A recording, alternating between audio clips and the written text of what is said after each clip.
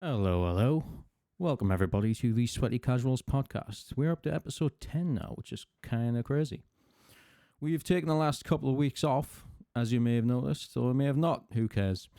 But we are back once again in full force, right up your back passage. And it seems like the boys have already started their discussion of Starfield, so we're just going to do things a little bit differently this time and jump right into it without the introductions, because I think by this time you kind of know who all we are. So, yeah, get ready for the abrupt, sudden entrance of people talking, I guess, unless they've randomly stopped while I was deafened. Enjoy. You don't work. You don't live here. You don't work here. Where did you get that broom? It's like, come on, man. What the fuck? Yeah, It's funny, but yeah. like, come on. It's every time I look at it, they really need to get the fuck out of that engine. Like, Yeah. I feel like this is Fallout 4 was kind of already like the last thing. This is just literally just trying to make it work with like band-aids and everything like that, and it's kind of working, but it needs an operation or like like putting a band-aid over a wound, and it's like, yeah, no, it's time for the operation. You tried everything, but now it's just time to bite the bullet and We're call it live quits. now. But Yes. okay, it's all good for us. Okay. Just keep talking. So I guess you can call this a cold open. Yeah. Yes, that was the. But, I imagine he did it because he came in and we were already talking. So Yep, that is exactly why I did it. But you can speak up too. You can open your mouth and Yeah, air but comes out, and you if really you're talking want- a certain way, you words. really won't get into talk, really. No, it's a good point. It's a good point. Let's do this every week. I don't want to Let's do this interrupt when every you're on week. a roll, and it seemed like you were already like been Yeah, talking for a while, so I just thought, well, fuck it, we'll just start as a cold. We're just bullshitting until we start. Yeah. You're not though. You're talking about all the shit that you would have said on the podcast. You might as well just keep going. No. Yes. There's a lot of stuff we haven't talked about. I haven't given my early thoughts. I haven't asked Well, Zion let's just questions jump right yet. into it then. Unless if you're currently done with whatever you were saying, then give us your early thoughts, because I am interested in what the hell you have to say about it. Okay. I'll go first. Hang on. Oh, go ahead. God. Early thoughts with Koshi. There we go. Hey. For Christ's sake. Go for it. All right. So I'll go first because I think I played more than Zion, but I do want to hear his thoughts too. So Under the Waves it seems like a pretty fun game so far. So your guy is underwater in a kind of like an scientific outpost, and I think near the Mariana Trench. Mhm. And oh wait, that's the wrong game. Hold on. No, This fucking guy, honestly. that's the one I'm more interested in. So keep talking. Okay, so Starfield. Have you actually played that game? Is it out yet? No. Yeah, it's out. Is it? I thought it comes out tomorrow. Or maybe 7th Australia time, perhaps. No, I bought it last week. Okay. It launched in like 9 hours from when I bought Oh, right. Yeah, no. I'm thinking of another game that launches tomorrow. Never mind. So you have played under the what was it? The Waves. Yeah, On the only Waves? a little because then I went right to Starfield after. I All wonder right, why. fair enough. I wonder why. Starfield. Yeah, it's sort of stuff. I am enjoying it a lot. I'm getting lost in it. It's. I feel like it's Bethesda's version of The Expanse, hard sci-fi. With some exceptions. The story itself is okay, but I think they've done a really good job on the factions. The combat is impressive. It not quite Doom level, but way above Fallout 4.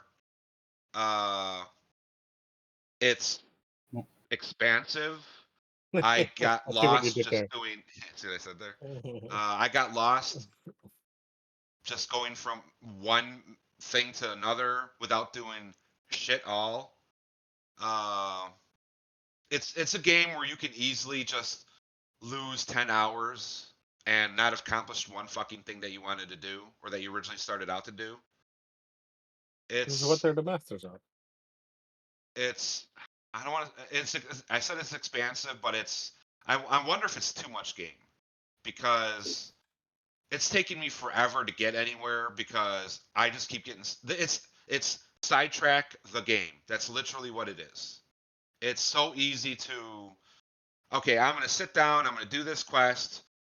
2 hours later, you didn't even do a fucking thing with that quest. You were over here doing, some stupid bullshit and either escorting people or delivering supplies or just getting into dogfights or sitting in the simulator trying to rack up kills for your XP for your skills or just getting lost walking around the planet trying to survey. Like I have never been more interested in the activities board, which is essentially their side missions, but Bethesda uses in this game anyway, environmental word I'm looking for. Quest Not givers. storytelling, but environmental exploration. Because a lot of things that I've come across were things that I just happened to hear as an advert playing over my head, or I heard two people talking about it, Kind of like in Mass Effect with the Citadel, where you in kind of hear a rumors. sense. In a sense, yeah, yeah. And they do a lot of that here, where I just like, okay, why is this guy standing by a tree over here? There's this crazy scientist who's just standing by a tree and he won't leave. Oh, I know Okay, who well, you're talking about. yeah. Okay, well, I'll just happen to go over there and check him out. I just happened for shits and giggles. I just happened to walk into a bar and sit down and just kind of get real immersed into my role. And I'm talking to the bartender, by the way, who has no exclamation mark over their head, or there's nothing about them that indicates they have a quest for me. But the moment I sit down and I start talking to them, I find out that they want me to go sneak into uh, storage because they're something that they required is impounded. And now I've got a small mission to where I can go do that. And it just came like organically out of nowhere. Uh, and then when you go actually do the mission boards, like fly here, kill this guy, go here, survey this planet, like that's stuff that I kind of want to do. And I find myself like planning out, like, well, if I fly to this system, I can kill this phantom, and at the same time, one of the moons in that system is where I need to go to deliver these parts. And then on the way back, I can flip over here and stop at this planet, and then I can run around the planet scanning life forms, scanning flora. I can check out resources, and then get my ass out of there. And basically, just make this huge curve back to where I began. And that whole thing takes like, oh, there goes 5 hours, and I still haven't done a fucking thing with the story. Quick question. So, yes. What is a phantom? Oh, it's just like a class of pirate, Okay.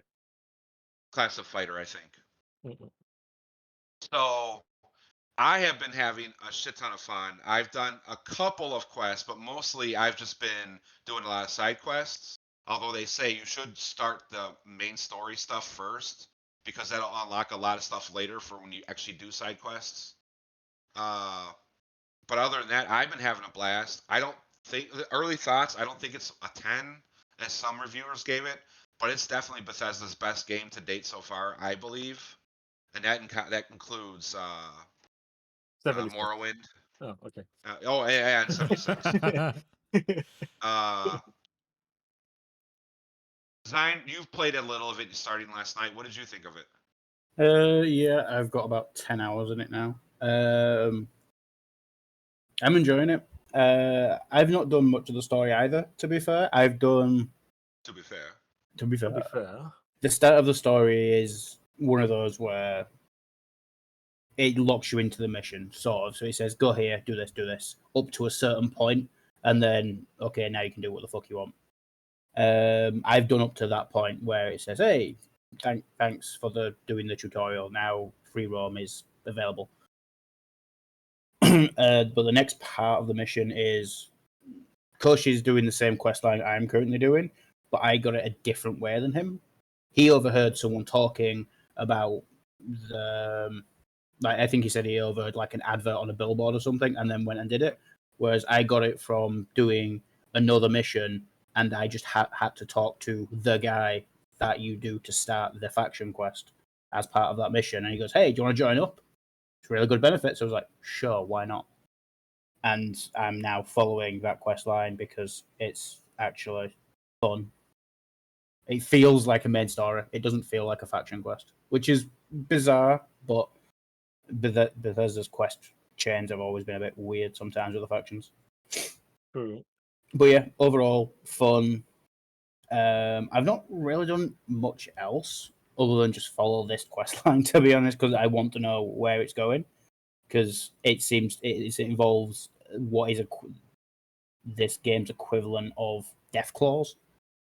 So Space claws. yeah, pretty much. Yeah. So I'm following like, okay, where's this going? How's this going to end? Because it doesn't look like it's going to end well at the moment. But it's very much weird because it's very much one of the really big. Everyone knows about these creatures. They're big. They're dangerous. Same as Deathclaws. But it's a side quest. So if I chose not to become the hero that does this quest, like, is humanity just going to end, or is it going to do itself? You know, is this like the Civil War from Skyrim, where it's you don't have to do it, but there'll be a certain point in the story where it says, okay, now you have to interact with it. I'm wondering if they've done that again. Did any of you do that on the Skyrim where you didn't do the Civil War when you were doing the main story? I think yeah, the first time, yeah. Yeah, because if you don't, I did finish, but like on subsequent playthroughs, I didn't, or at least like the mods would get in the way with it. Yeah, because the Civil War, for those who don't know, is like a parallel main quest. Yeah. And you can do either of them at whichever rate, but once you get to a certain point in the main point in Skyrim, near the end, it wants you to have finished the Civil War plotline. Yeah. And if you haven't, it sort of folds it all up into a single main mission, and then bam, it just completes that entire campaign for you. Which I get because story reasons, but on the other hand, you can't do any of those quests on this playthrough anymore. I had a mod installed that basically turned like you could still do the Civil War quests, but it was better not to because it basically put battles between the two factions across the entire Skyrim map, which was cool as hell. Yeah. Yeah, my first playthrough with that was for me, because then I had to go do it like you said. It's mainly because I was just like, oh well, let's get this shit over first, and then I'll get to the Civil War. Mm. And then it's like, no, the game was like, no, you do the Civil War now. Civil War now. Because Civil War does just feel like another faction quest. Yeah. I'm wondering if this is like they're going to do this because this seems like a really important quest line. Like the stakes are fairly high, and it's like, but if I just chose not to do this quest, what would happen? Which I'll probably do in a subsequent playthrough of just ignore this quest line. Yeah, always fun to find out with those kind of things. Speaking of these faction quests, I haven't actually looked it up, but Kosh, you might know. Can you do multiple of them, or are you kind of locked into one of them? No, you can do multiple of them, but at a certain point, you're gonna piss off somebody. Yeah, I figured you'd eventually, even if you could do, you piss off one because it's like it's the three factions and they all hate each other. So, same old too for the most part. It's not quite the same as like the Elder Scrolls ones where they have like minor gripes, but you can do 100% of all of the factions in a single playthrough. Yeah, I would imagine eventually your reputation drops too low to continue taking missions or whatever from one of the factions. There is a way, with money of course, where you can actually pay to get bounties removed from you. Yeah. And I think that'll do the same for factions. It's sort of a pay reparations kind of thing. Yeah. So that way you can, if you want to. I think there's a way to like play through fully all three factions because I know you can do at least 2.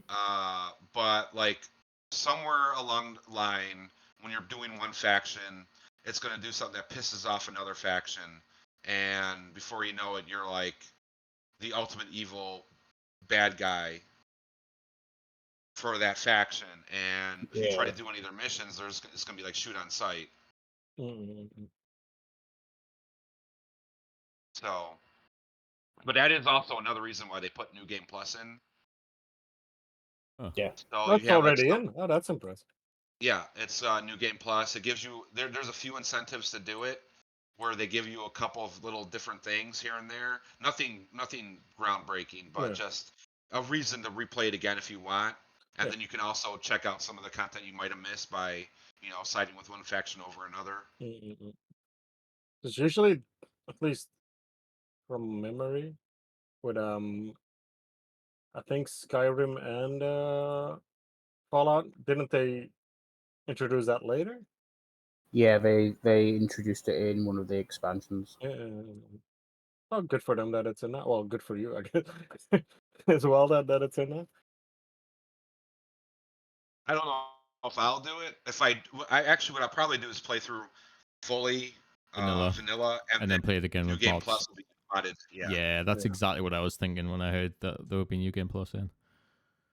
Yeah, probably the same, especially as like there's no level limit, so you can just with it going round, you can get every skill. So I have a question about the system, and I don't know how I feel about it. And obviously, you two have actually played it, so you can say more to it, and maybe I'm even wrong. But is it true that you can't stealth without having a skill in stealth, and you can't use your thrusters without having a skill point in thrusters and all of that?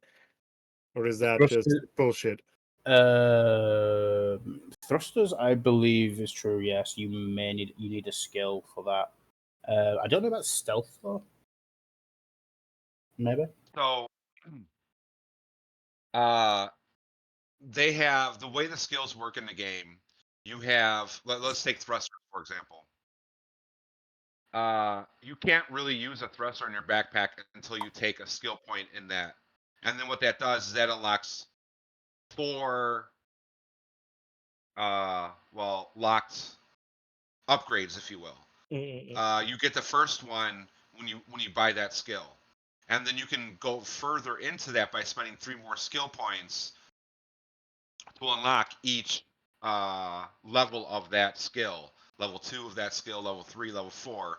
But you also have to do like a sort of like a challenge. A side thing.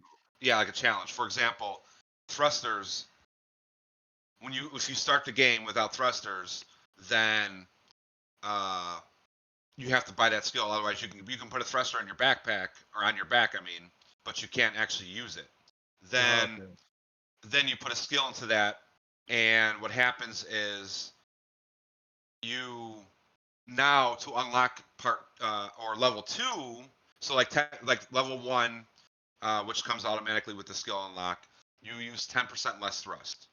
Level 2, you use 20% level thrust. However, to open up level 2, to put a skill point into it, you have to use the thruster pack while in combat and kill 10 people.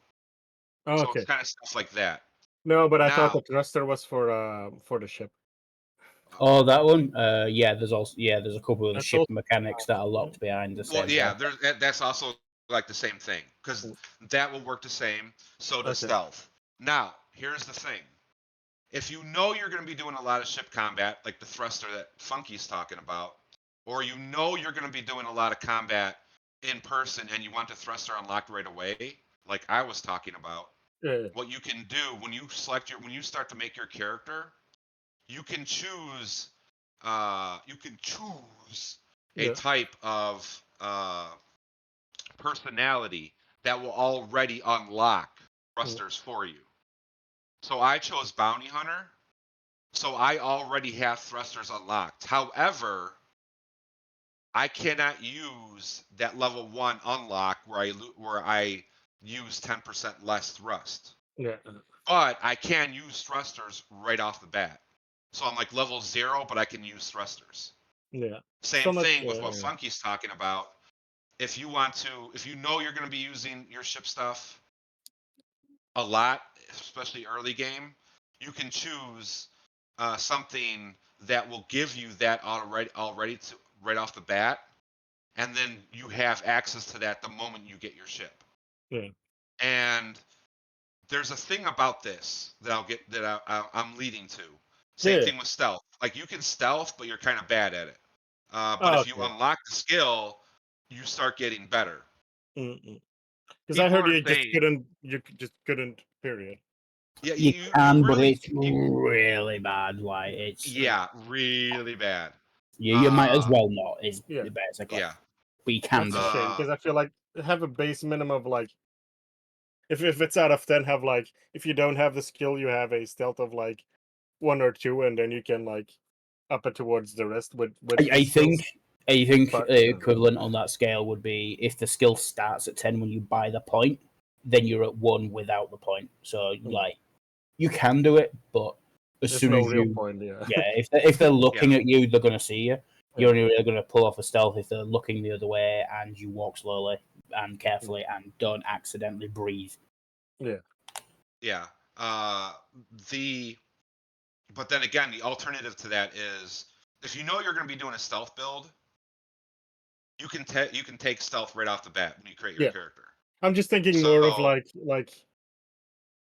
if you don't really want to be a stealth build, but it's kind of, it's something you might want down the line where it's like, oh yeah, this is useful for when I'm in the equivalent of a dungeon for Starfield.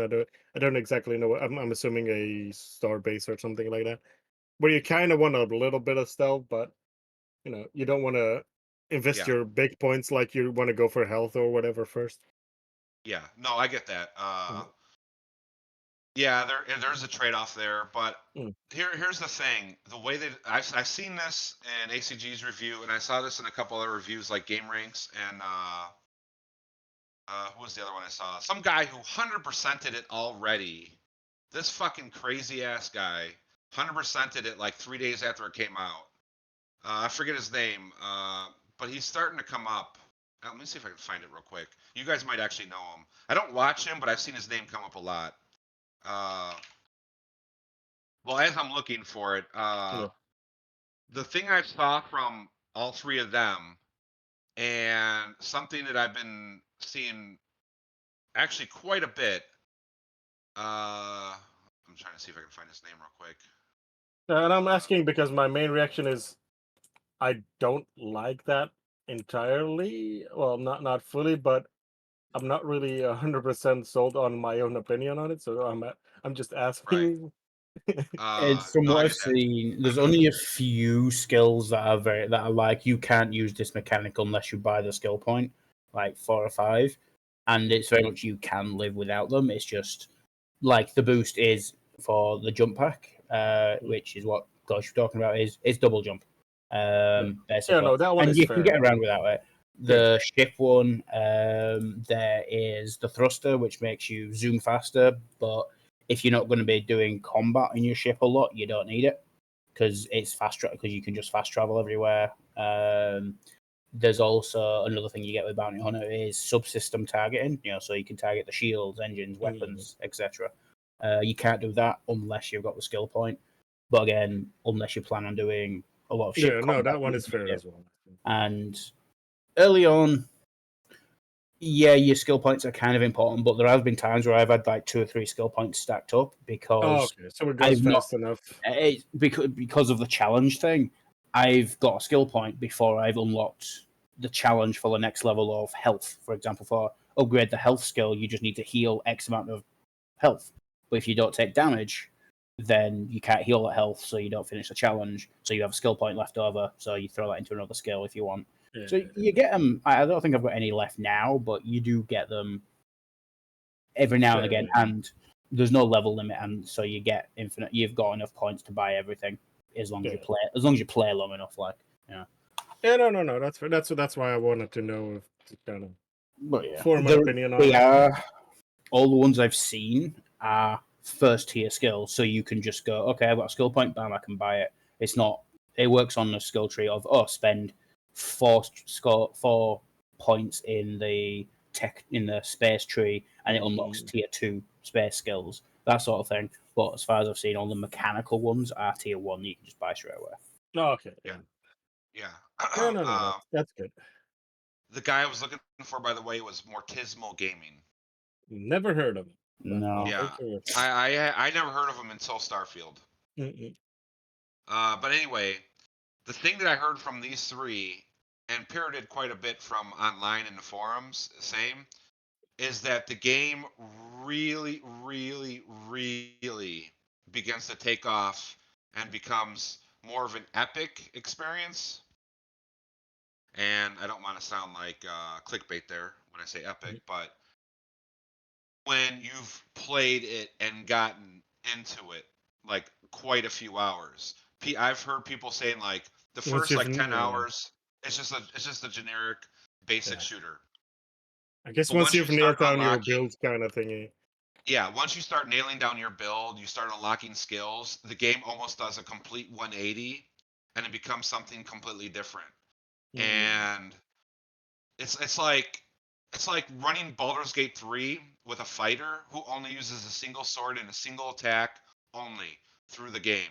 And as you get to level 3, level 4, level 5, you start using all these different skills. The combat becomes more fun. You have more tactics. Now you can start persuading people. The system and starts it's like, opening up, I guess. yeah, exactly. Because and now I've also heard people say, "Well, a game shouldn't take 10 hours to become fun." And while I kind of agree with that, because I had the same problem with Days Gone, one of my favorite games of all time. Yeah, all time. Oh, we're Days running Gone. at that high now. Dude, I love Days Gone. I love the music. I love the story. I love the combat. I love the motorcycle driving. Yeah, it's got issues. Is it perfect? No. But it's I don't know. fucking fun. But That's the that most game also important part. takes like, yeah, exactly. That game also takes like 6 hours to really get going. A game should not take 6 fucking hours to get going. See, But I'm fine with a slow burn if it's a fair slow burn. yeah, Yeah, and that's why I if feel it's in Days fun, Gone. Mhm. Go ahead. Go ahead. I was going to say, if it's, I don't mind like, it might take 6 hours for the story to get like really into the story. That's fine, as long as that 6 hours are still fun to play. Before I'm not interested in the story, but the gameplay is enough to keep me going. Oh, now the story's really kicking off, and the gameplay is fun. Bonus, it rewards you sticking around more than I've got to slog through 6 hours before it gets fun. Then that's not good. But if it's it's fun and it gets better, perfect. See, that's how Days Gone was for me. Like, I don't want to say it was a slog, but I feel like it was poor planning on their part. The first 6 hours are kind of weak, and I like even Cold Carnage was almost gonna put it down, but everyone kept saying no, continue with the game. It's gonna get better. You should not have to sit there and and fight with yourself and say, do I want to keep playing this? That is not something a gamer should ever have to ask themselves when they're playing your product. That said, I felt that way with Days Gone a little, but with Starfield, I feel is different because when you set out to make a game a certain way where it justifies that slow burn, then I feel it works because Starfield ultimately is not a game where you're going to sit down and just play. Starfield is an experience. It is an investment in your time because there's no way you're going to be able to run through and beat this like in 20 hours or less. Yeah, speedrunners have one speedrunner already did it in 3 hours. But you're going to miss so much content, you're going to miss so much magic, so much of the things that makes the game fun. Why are you even wasting your fucking time? This is a game where you're going to sit down and play it. You're going to leave it for a while, go play something else. Then you're going to come back and you're going to keep playing it over the course of like a year. I feel like, and obviously you two can say more to this, but this feels more like a Bethesda simulation game with a story than a full-on RPG. And by RPG, I mean the story where you have a big overarching story and all of that. That's definitely part of it, of course, but the fun for this game is just, like like going on a drive with Truxim, just seeing what happens when you go out into the world. Yeah, 100%. 100%. Do you know what? And it's never boring. It's never boring. Here's a question: Mm-hmm. what kind of mods are you hoping to see come out, like get made for the Apart game? from the obvious ones like swearing mud crabs. I Sure. personally, I need big titty goth dwarves. All That's right, not in yet. but it will be. It will be. And I'm waiting that day. I've already got a countdown on my other Okay. monitor. Honestly, I'm Aside- disappointed in the modders. aside from the obvious big titty goth girl mods that you're clearly wanting, what other mods would you hope that'll be made later down the All right, line? I'll tell you this. And I think Zion is going to agree with me on this 100%. Yep, I'm calling it out. It's like I'm pointing at the goal. You Here's where better, I'm going. otherwise. Playing this game, just this one mission alone, I have played Alien, the movie. I have played, somewhat to an extent, The Mummy, 1999, with what's his face, Brendan Fraser. I have played The Expanse, excuse me. I have played The Expanse, all in one mission. Zion, would you agree with me on that? Yeah, I've played. There's quite a lot of. It does draw from a lot of sci-fi and a lot of horror and a bit of jovial in that for like the Mummy. It does draw from a lot of stuff, and you will come and you'll go through one mission and go, yeah, this is dark sci-fi. This is sci-fi fantasy. This is dystopian sci-fi. You know, it does go through all of the genres of sci-fi, and you get them you go through them at breakneck speed. You really do, but not so Yeah. much like it takes you out of the world. It flows because it's usually factions that cause a difference. So you're like, okay, they just developed differently. You know, there's a reason why there's that like genre difference, but it's still fun. Yeah. Can I Yeah. ask a question to that? Because this is again a question, like a feeling, but I want to be proven wrong. Because I feel like it's sci-fi, the sci-fi game. Like if you want hard sci-fi, this is the generic version of that. And in that sense, it feels kind of, I don't want to say uh visionless, but it does feel like you said, it's taken from all of those things, but it's clearly like you clearly know it's going for those things rather than trying to create its own thing. Or I is would that say no. no? Okay, no, that's good. I would say no because, and I'll get back to your question, Gannon, because I was going somewhere with that whole spiel. Oh right, yeah, sorry, I forgot about the question. No, it's okay. Well, let me answer Gannon's question real quick, Yeah. and then Zion can take a hit at that too, and then we'll go to Funky's question. Gannon, what I want from mods is more of that. What I just said. I want to be able to land on a planet that was modded in, because you can mod entire planets into the game, or you'll be able to once the tools drop, which is everyone's waiting for. I want to be able to land on a planet Are the with a tools not custom already out? quest. Huh? Are the tools not I already think out? they got released today. Did it release today? I think it was the 6th that they were supposed to release. That is what I remember, at least. Okay, yeah, because everything that I'm looking at was like from over the weekend. So my the stuff is that's outdated. Yeah, the mods that you can already see out for the game are like, it's like reshades and like other little tweaks to That's the good. settings files and Good things for like that. me. But it's nothing like, it's not been made with the official tools. I'm Yeah, pretty sure. I'm pretty mechanical sure changes. those have come out today. So within the next week, we'll start to see the early stages of people's mods coming out, I imagine. Right. So Some modders work really goddamn fast. well, they've Didn't already Koshi say got, they were working together or something like that? yeah. So there's a like couple of them. there's like a community of like 150 top Skyrim and Fallout 4 modders that are already putting together a unofficial patch, and That's like their first. In fact, Nexus has a.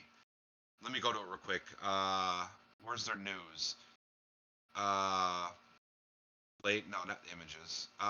They have a huge thing, a huge write up about Skyrim, and these 4 top modders. One of them that was picked to do, that works with Bethesda, is also working on this. Is that what you just linked, or is that something else? Oh yeah, I've seen that. No, it's just some of like the top results, I think. Site news, I think it is.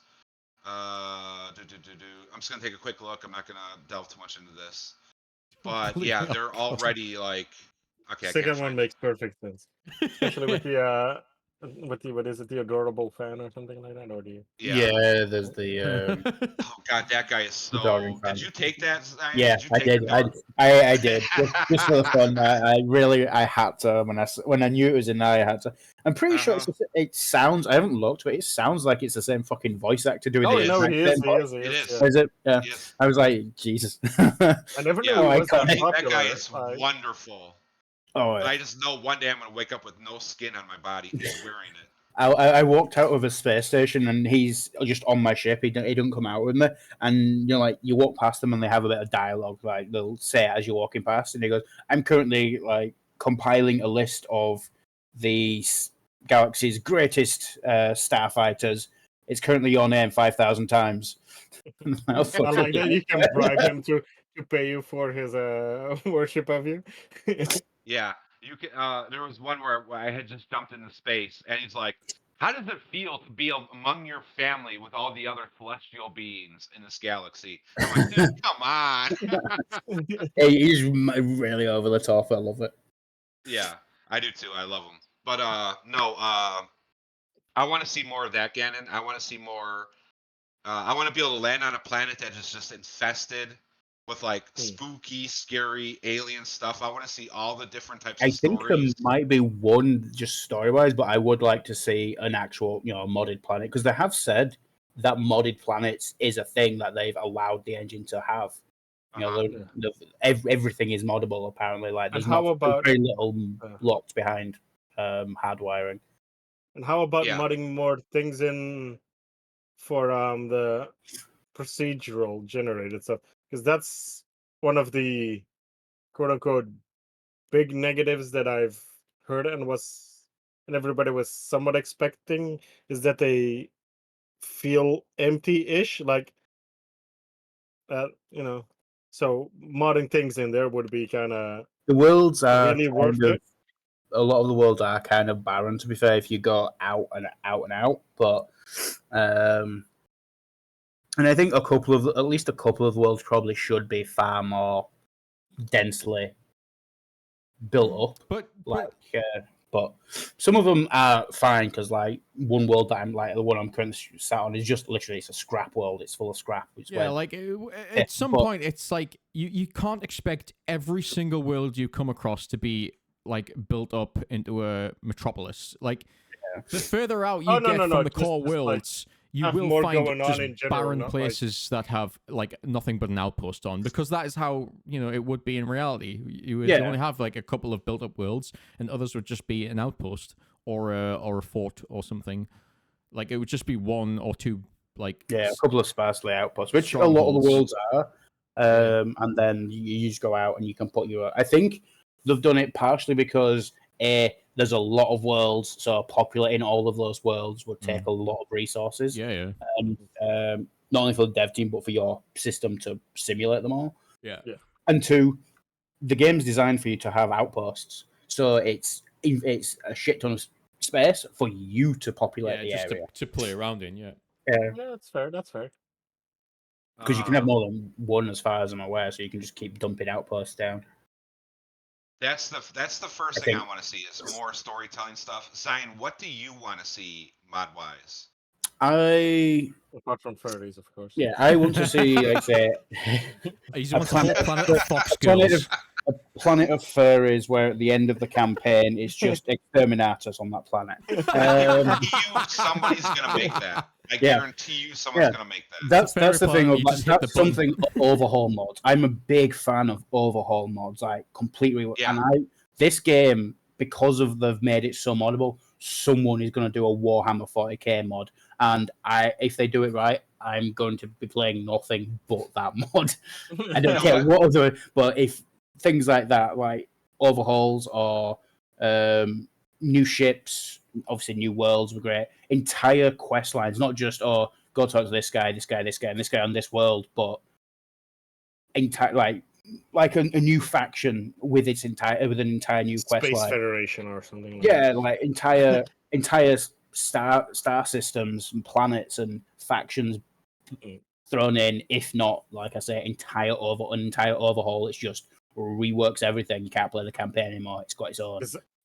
Here's an idea. But that's going to take a lot of work. Yeah, mine is as well, but this is mostly based off of games like X4 and such. But I think it would be cool if like you could have factions have their space, but then simulate that territory in a war in a Have a war. as well. Have them go to war. Like this is our system, that's their system, kind of thingy. It'll Like happen. I've got a feeling that will happen as well. Like I said, that's gonna be one that's gonna take a while, but I think that would be a cool thing to mod in. Yeah, that's one of those where you'd put in that mod and then a few Mm. smaller mods. Yeah, because and you couldn't put anything big compatible with- attached to that. Yeah. For a while. Zion touched on something that I'm also looking forward to. One of my favorite mods was a double team in Skyrim before I quit the fucking janky ass game. It's just another not safe for work mod. Double team. No. Because both mods really go well together. They added survival mechanics where you have to eat, drink. Sleep, and then with the winter one or something. And then the winter one where if it takes the stats of the clothes you're wearing, and it says, okay, well, is what he's wearing in the game right now in this mountain, is this warm enough to keep him warm? So you got to have a torch with you to keep warm. You got to stay near fire, or you got to be bundled up all the way. Both of those mods go very well together. I forget the names of them, but I want to see that in not so much the cold one because you're wearing a spacesuit. It's designed to stop that. Otherwise, you'd freeze to death in space. But I want to see a survival aspect in Skyrim because there is so much different types of food, drinks. The art and detail on each item when you inspect it is beautiful. The base of that is already in, so I think that's going to be a lot quicker than anything else because you get a beep when you're on like an irradiated area or something. You get a beeping saying, "Hey, your protection's wearing down because you're stood in a fucking radioactive puddle," and eventually it runs out, and it doesn't immediately start damaging your health or anything. It's just every so often it does a tick. The game does a tick, and it's just okay. Does he get sick from doing this? Like I was in a cave before, and I got breathing problems because the protection of my suit wasn't filtering out like the shit in the cave anymore because I'd been in the cave too long. So like amping that up with a mod for a true survival thing or adding more effects sort of thing, that would be fun. I'm not entirely sure of the micromanagement of, okay, well, your filters are broken, your coolant's broken, go buy replacements. More like it does do with, once you're in a safe area, it just regenerates.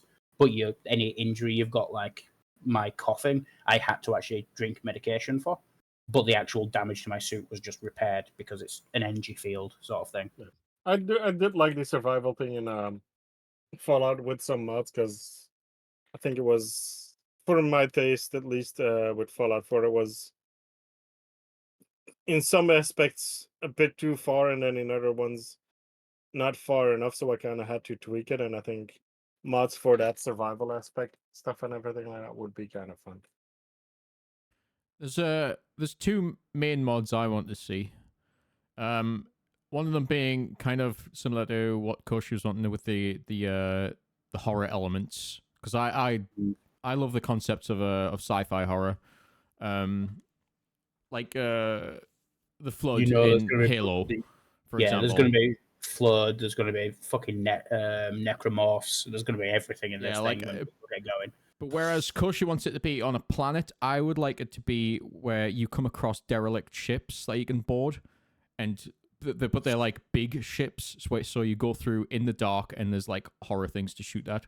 That would So be you, very Yeah, cool. that too. you find the Ishimura instead of being just starting on it, kind of thing, from Sure. Dead Space. Yeah. Yeah, he has no idea what that means, but I've played Dead Space. I forgot the name of the You ship. forgot the name, yeah. It's the shit from Dead Space. Right. Yeah. Yeah, so you come across it rather than you just starting on it. Yeah, that would be fun. And the other, like, which would kind of come into an overhaul mod, but it doesn't have to be, but it probably would be a Firefly-esque mod. Like, I would love the whole space western vibe going on. It seems like it's got a little bit of elements of that from what I've seen of like a space western kind of thing, but I would like to be more of a space I western. think it's just a touch too hard sci-fi. Yeah, for like, but like I would love to have like the whole, the duster cuts and the See, here's the the thing about rifles that. and stuff like that creep in. Like, This game is almost split right down the line between space western, like Mandalorian, yeah, and hard sci-fi, like Expanse, because you do have the big cities and the technology of the Expanse, but there are a lot of planets out there where everyone is on the frontier. So when you land on, like, I have 3 missions right now, and I did one of them. This is the one where I spoke earlier, where Sarah was sweeping on the deck for no reason, and it was. I feel like I'm in a western. Everybody's on. It's a farm on the frontier. They're raising cattle. They're farming. They're trying to stop raiders. They're trying to stop prey from getting their livestock. And I just show up like, hey everybody, how you doing? And they're like, oh, we just had the worst week of our lives. I'm like, okay, cool, I'm out. Laters. Yeah, later. And Thanks for buying all my shit and giving me all your money. So, Bye. like, the game, and this is actually going towards what Funky asked earlier, so we can answer that question Yeah. now. The game does pull in a lot from other areas, like the examples I gave: Alien, 1979, The good Mummy, one, yeah. 1999, and The Expanse, 2000, whatever. But at the same time, it is doing its own thing, and it's got its own style.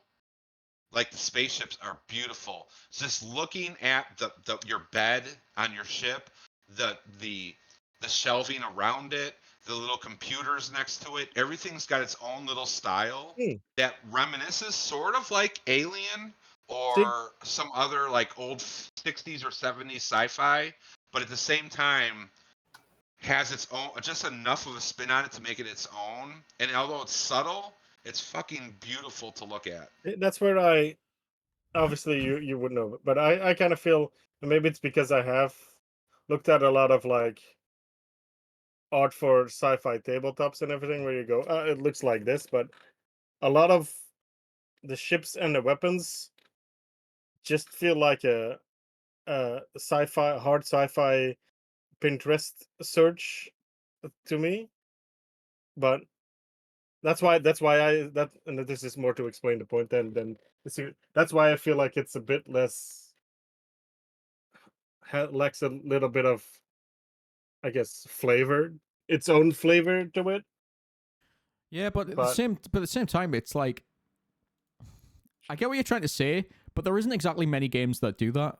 When it comes to sci-fi, I would say Starfield has its own. It actually does set itself apart. In terms of other games, at least, like the theme of it does seem to be quite on its own. yeah, I guess, but for me, I'm just going, oh, that reminds me of that one picture that I saw, stuff like that. So it's like I said, these are the things I've said it before we started. These are the kind of the things where it's not fair, and I wouldn't put them in a review. But since Yeah. we're just discussing it and everything like that, that's kind of like vibes I'm getting. But it doesn't. It affects me, but it doesn't affect anybody else's enjoyment of the game. I want to kind of thing. I want to ask a question. Actually, I don't know if if you're able to do it right off the bat, or if it takes a little while to get to that point. But how is the ship customization stuff in the game? Because I've noticed you can go into like a editing screen and change your ship around and change parts on it and stuff. Yes. How does that work? you start with a ship, you get given it in the tutorial quests, and each it comes with it's similar to if you've played it, Eve ships, where it's here's the hull, and you have 3 slots for weapons, you have 2 slots for engines, you have 1 slot for shields, and then you go into the ship editor and you go, okay, on this turret I'm going to put a laser, on this one I'm going to put another laser, on this one I'm going to put a missile launcher. Well, that's how Elite Dangerous handles it as well.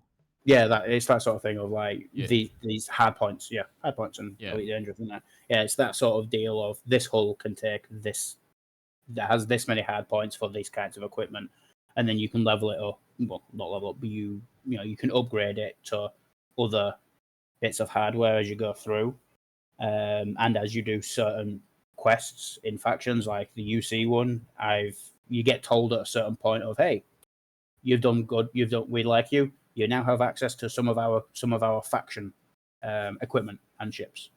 Like I can now use higher tier ships. So you can buy new ship, a bigger, like say a bigger ship.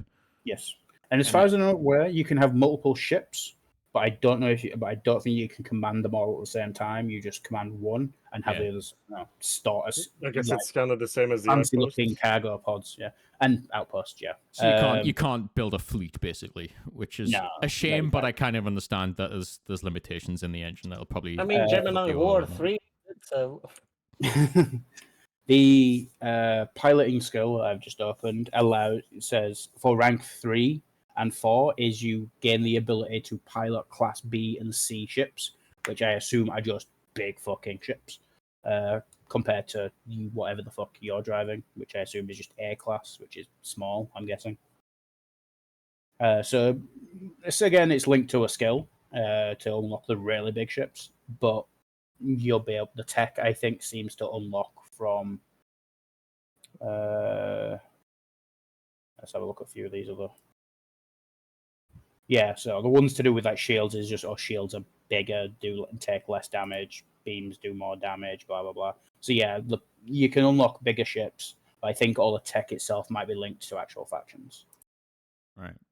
I'm gonna do a lead-up question to that, a follow-up question to that. So this is more because of vehicles. So if vehicles for on the planets should they have been a thing to start with the game? Okay, there we go. Yeah. Yes. Because I'm assuming they're kind of coming in DLC after everybody's. There'll be DLC, or they'll be modded in.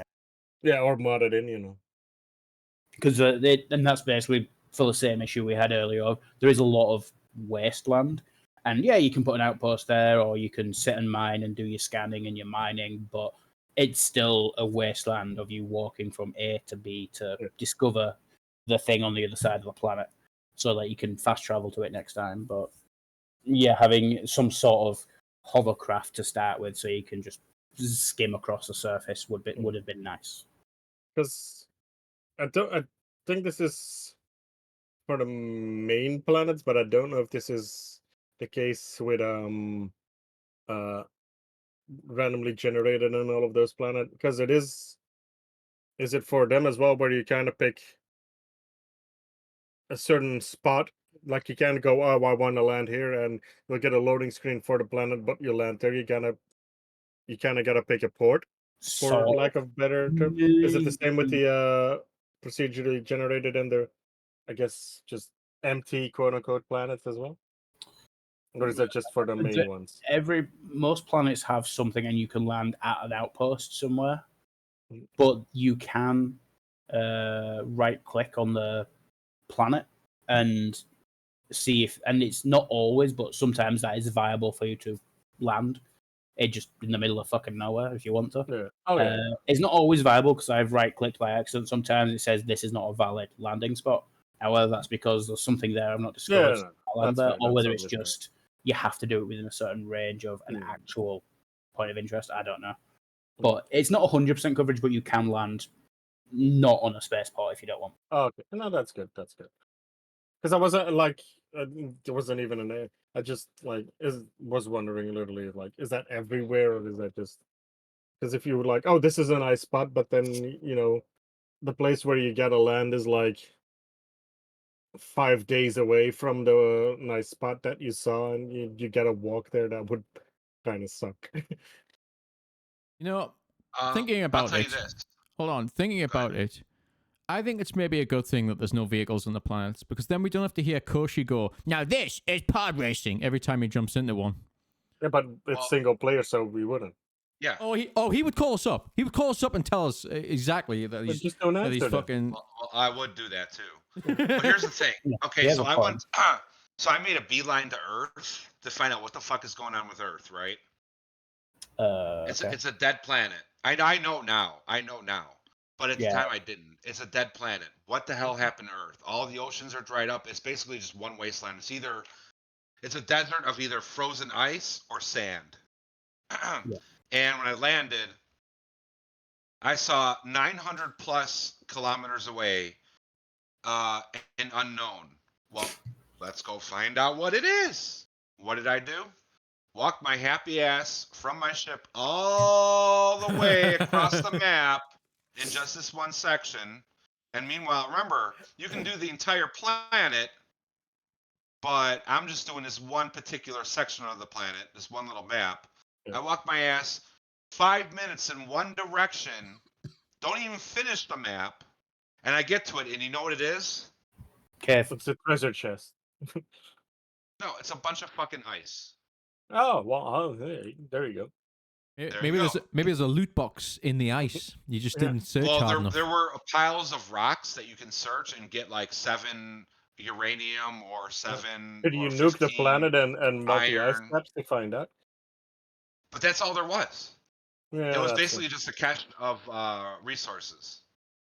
Now it's cool to be able to do that. Like when you're sitting down and you're in explorer mode and you just want to sit down and you just want to fucking explore and figure shit out, and you get paid while doing it, which is cool. But at the same time, I was not expecting that, and it was kind of a letdown. So Yeah, would I have and liked vehicles to make it go a little faster? Maybe, yes. if that happened to me, I felt like I would have wasted my time. That's how I felt. I wasted my time. Yeah. I wasn't in the mood for exploring. I just wanted to know what happened to Earth and what the hell Yeah. is this anomaly over there. Especially because it is Earth. Yeah, exactly. And oh no, it's just ice spires. Yeah. That's all it is. Ice spires. Okay, well I guess I'll just go jerk off in the corner then. Cry That's on my what the pillow mods are and- for. Yep, pretty much. And then, but the nice thing is though, because everything is so expansive, they really worked fast travel, and this could go either way depending on your idea of fast travel or your thoughts. But you can okay, so one of the big problems with the game, and when I say problems, I use quotations, Yeah. is the map. All right, the map when you're on a planet is basically like a topographical, like sensor reading. All right, which It's makes sense when Mass you're on a Effect 1 barren. Yeah, or it 2. makes sense when you're on a barren, desolated planet or a planet where it only has like one farmstead, where a couple settlers just happen to stop in the middle of nowhere and decided to plant roots there. That's normal. When you go somewhere like New Vegas, not New Vegas, the fuck, New Atlantis. When you go somewhere like New Atlantis, it's the same thing, and it's just icons. And people are shitting all over the game saying, "Oh my god, the maps are so bad. This is ridiculous." And like I got lost. I couldn't find where I was going. My dick was in my hand. I was calling for my mommy. I didn't know what to do. One guy was complaining that he was like so over encumbered. He didn't know where to go to sell his shit. He was so lost. He spent like 10 minutes wasting his time walking around. Didn't know what to do. And I've seen those comments time and time again. And what I want to say to anyone out there listening who's had that fuck problem, yourself. you're fucking retarded. Quit playing the game. Get rid of your computer because you clearly do not have the intelligence to run it. And go outside and start digging ditches. All right? Here's why. I see we're on to Immediately- Koshi's hot takes part of the show. This is not a hot take, but it sort of is. And my problem is when you first get your ship and you first land on New Atlantis, no matter how much items you have on you, excuse me, the very first NPC who sucks you in to where you can't do anything else but talk to the first NPC Yeah, by it's one of those that design. runs up to you and goes, "Oh, hi." For those Exactly. NPCs. He tells you flat out where you can sell your shit. It's on a kiosk right behind him. Basically, these other players need neon signs with huge 25-foot arrows pointing down at this It's kiosk. the You Angry know, Joe effect where he complains it about is. things because he didn't play the tutorial and it was explained in the tutorial. Exactly. And I guarantee you, I bet Angry Joe's bitching about the same thing. And then you can sell your shit right there. But no, this guy's wandering around for 10 minutes doing his thing. I You, don't know what he's retarded. one of the worst part about that as well is I What? genuinely didn't hear where I forgot where he said, "Oh, where's the kiosk?" And I was like, "Oh shit, where's the kiosk gone?" But I was like, "Oh," but he did also mention that there is a shop around the corner that I can also sell my stuff to. So I just went there. He literally tells you 2 places you can sell your shit. Because Would you I didn't find the kiosk until later, and I was like, "Oh yeah, he did say about the kiosk," but like I was just using the shop up until that point, really. I Yeah. guess it's Go ahead, since Tony. you also said you didn't have like quest markers and everything like that, which they've never had, but you would assume that people kind of knew that. But would you? How do I word this the best? Do you think it's a case of them? And this is the game, not really. But how would you? Anyway, I'll just ask again and try to figure it out myself because I don't have the answer here. Like, not really fully teaching the players of what exactly hard sci-fi is because it is kind of a subgenre The where it is I, kind of it is kind of like more hands-offish. I I would say that at the same time, while they don't teach the player exactly what they should be doing, they made it simple enough that if anyone with intelligence bigger than their shoe size just sits down and thinks about it for a second, you can figure it out. Yeah. Because back to the map thing, everyone's complaining about, oh, well, you don't have a map. And I'm reading this forum thread, and they're like, well, like we have maps nowadays. How do they not have maps in 2350 or 2150 or whenever the game takes place? And like when you walk around a city, of course you're going to pull out your phone. Of course you're going to, use Google Maps or something. It's like, okay, but here's the thing. And I think Zion is going to attest to this. So New Atlantis is broken up into like 5 different districts, and they're all separated by an invisible wall. However, you can actually go outside, which they claimed, by the way, you could not do, and that the game was basically just simulating, the world around you, even in space, and Hilo. your character never moves. You can actually go outside of New Atlantis and sit there and see New Atlantis off in the distance and actually physically move through the map. But no, no, no. They gave it a 10 out of 10. This game is trash. Your character doesn't move. It's all cutscenes. The game moves around you, even though that wasn't a problem with Horizon Zero Dawn, but it is a problem here. I guess whatever. No. That was To be not an issue, fair, To be fair, to be fair.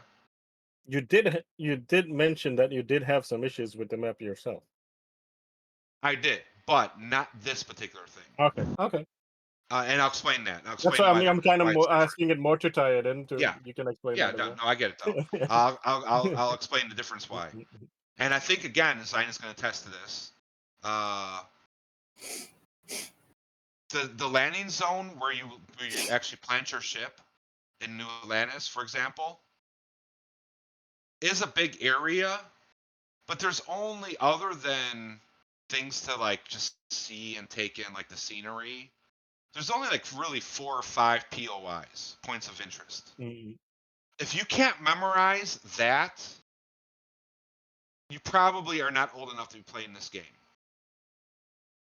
Honestly, after 30 minutes, I had almost every. I have not been to one POI yet in New Atlantis, but other than that, after like 30 minutes in New Atlantis, I pretty much had everything memorized. I know the coffee shop is here. I know there's a wall that runs along here, and I know that the chunks. And Zai knows what I'm talking about. The chunks shop is here, and I know that the bartender for that one I was talking about earlier, which I think made it onto the podcast. I'm not sure if it did or not. Who knows? That guy or girl is over here all the way to the left, right around the corner from the ship. It's like, okay, you got 4 or 5 POIs. Can you not remember in order what those are? Is that so hard? Zion, what is your take? I mean, I kind of get the math thing. It could be better, but it's like nowhere near as bad as people are making out. Like they're making it sound like, oh, it's completely unreadable. It's like it's not. It's just 1 out of 10 game is trash. it's minimalist is probably one word you could use to But the game describe is it. going for minimalist. Yeah, like a lot of it. Yeah, as part of a sci-fi draw to it is everything's minimalist. But yeah, like wandering around. I haven't memorized everything yet, but yeah, you can walk. Like you say, you can walk around the entire place. You don't need to fast travel to places.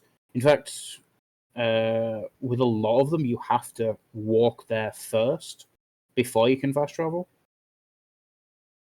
But even on that main planet, I forgot his name. New Atlantis. Yeah, like everything's connected by a subway. In game is a subway, which is the loading screen between areas. But yeah, you can also go outside the city. There are points of interest outside the city, out in the world. There's some inside the city, under the city, and you can just climb on the buildings as well. There is shit to do that you can explore in the thing, and the map does show a lot of the stuff. If you just zoom in, like a lot of it requires there's like 3 normal zoom levels, and then when you're on a planet, there's an extra one for the planet itself. So all I can imagine is people are just sticking to like the orbital map layout and go, "Oh, it doesn't show me where anything is." It's like, well, it's not going to show you in detail because you're looking at a map from orbit. If you pull out into the fucking the surface map, then it'll probably be a better look for you. But to play devil's advocate, and maybe they'll patch this in, because I would assume if I'm on the planet and I press M, it would automatically go to the in orbit one. So there's different levels of maps. You have I'm not sure actually. I'm just asking. Yeah, no. So there's different levels of maps. This is where the UI gets a little iffy. This is what would drive Funky crazy till he starts pulling his beard off his face and just starts slapping. Yeah. Because I assume it comes off and you can just slap people when they annoy you. Oh yeah. I don't use them often, but in these occasions, I have metal braids that I can put in and then just slap them with that. I thought that maybe you just you strung it together in a braid and just strangled people with it. Well, yeah, but at the end there's like a metal bit where I can just use that to do more harm, and then laugh at them for more emotional harm as well. Anyway. Okay, so there's multiple different. I like that. There's different levels of map. So when you hit M, this always gets me and it kind of pisses me off too. And again, it's a UI issue. When I hit M, it'll take you to the topographical orbital planet, which is one in Zion. Our very own Zion just put into the Discord. Oh, okay. Let me have a look. All right, and it's basically like it looks like the different levels of terrain. You can see like the hills, but it's like a sensor, reading is what it is. It's a planetary reader. Then if you hit tab to go out, it takes you to the planet itself, the whole planet. If you go out again, it takes you to the whole solar system. If you go out again, it takes you out to the entire galaxy. All right. So what you want to do is not hit tab, but hit M to get out of it. Yeah, I always forget. I always got tab and go, oh shit, and hit tab again, and then go, Yeah, oh yeah. shit, and I just go, you know what, fuck it, I already did. That's that. So I guess it's kind of like that one game that we played where we just didn't know how to exit certain thing. I don't remember which game it was, but everybody was like, "Shit!" And he would do it again with the maps, or like selecting a class or something like that. Yeah. So basically, Zion just posted what the 4 levels of the maps are. Mm-hmm. Now, here's the thing that nobody talks about. There's 2 modes in this game. All right, one is your standard run around, shooting shit, talking to people. Yeah. The second mode is when you hit F, No, and that brings up your pay your handheld respects. scanner. Yeah. Yeah, you pay your respects. Mhm. That brings up your handheld scanner, and it puts you in scan mode. When you're in scan mode, it's not just scanning objects, but it's basically a virtual assistant that leads you to where you want to go. I guess it's kind of like the bar above you in Skyrim and Fallout, then, where it's like, oh, I Whiterun would is say, that way when you're near, kind of thing. yeah, in a sense, Sort of. yeah. So essentially, if you're like, okay, I need to go to this waypoint, all right, because this is where my next quest is. You hit F. It shows you where you're going. It always shows you where you're going. Mhm. But if you hover your scanner over it, your scanner becomes a second tool, which is basically like your main assistant. Because then I could hit E. If I've been there before, I can hit E and I'll fast travel to that point. Oh, nice. Or I will be able to scan all the items around me and specific items like resources or items or people or different types of animals, alien animals, if you will. But it also has a waypoint that shows you. It'll start blinking and it'll like follow this line and it'll take you directly to where you want to go. And it basically holds your hand. It's like when you're a little kid and you're lost in the store and your mom comes over and grabs your hand and starts carrying you. The assistant is very, very important. But the game, and I'll blame this kind of a little on Bethesda. The game doesn't really describe this to you. You think it's just a scanner. You get it and you just start. You hit E and you scan the item. And it doesn't even tell you to do that. It doesn't even tell you to do that. You have to figure it out on your own. And then you move on to the next item or thing that you're trying to scan or whatever you're trying to do. But it works the same way in space too, because people are complaining like, well, it's not a simulator. By the way, they never said it was a Yeah. simulator. That's what They I was gonna said say. specifically it's an. Todd Howard said exactly it's a Bethesda RPG through and through in space. Yeah. Those were his exact words, and everyone's like, well, how come this doesn't play like what was that Elite game? Dangerous. Elite Dangerous, Yeah. But anyway, that's neither here nor there. Yeah. But they're complaining, oh well, you got to go into the menus and you got to look at the maps and then you got to pick what you want. Okay, well, first off, a lot of sci-fi does that because that's how charting and navigation works. But if you want to get down to the brass tacks of what you're complaining about, which doesn't make sense in the first place, you can actually set your waypoints and where you want to go through the normal HUD when you're sitting in your chair, the pilot's chair. Because if you can bring up that same scanner in space when you're in the cockpit, you can hover over where you're supposed to go for the next, jump point. Like if you're jumping like 3 points away to this star system, it'll show you where that star system is. You can click on it with E, and then it'll bring up the map and plot out the entire thing for you, so you don't have to sit there and pick. I want to go here, then I want to go here, then I want to go here to arrive here, which is where my final destination is. You don't And have to to your do that. point, kind of cool that you can do either or. If you want to plan Yeah, it, exactly. you can. Exactly.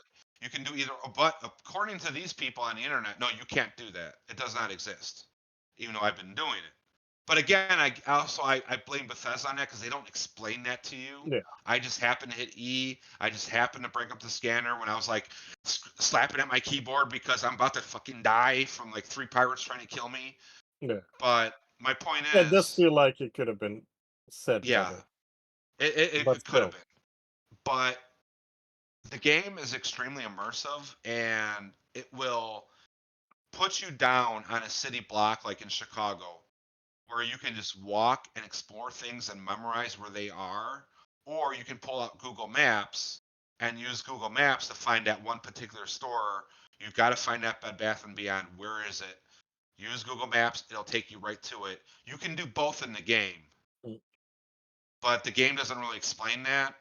At the same time, I'm seeing these Starfield is 1 out of 10 because it's just Yeah. menu after menu after menu. It's like, no, dude, you're just playing the game. I think wrong. it's suffering from the same thing Cyberpunk did, and I'll explain it because it's not bugs. More. It's people were expecting that game to be the next coming of Christ, and Yeah, and that's I feel exactly like what it it's is. the same here, and it's like, well, even I was skeptical, and like I said, I'll say it on like I was worried about the bugs and everything like that, and they've done a really good job. But at the same time, I was also not expecting anything else than Skyrim and Fallout in space, and everything that I'm saying is it's Skyrim and Fallout in space. And if you like Skyrim and Fallout and you want it in You're gonna space, like then you're this. gonna enjoy Look. this game. And if you don't like Skyrim Look, and I'm gonna Fallout, say it, okay? then you won't like this either. I'm gonna fucking say it. Do you know whose fault this really is?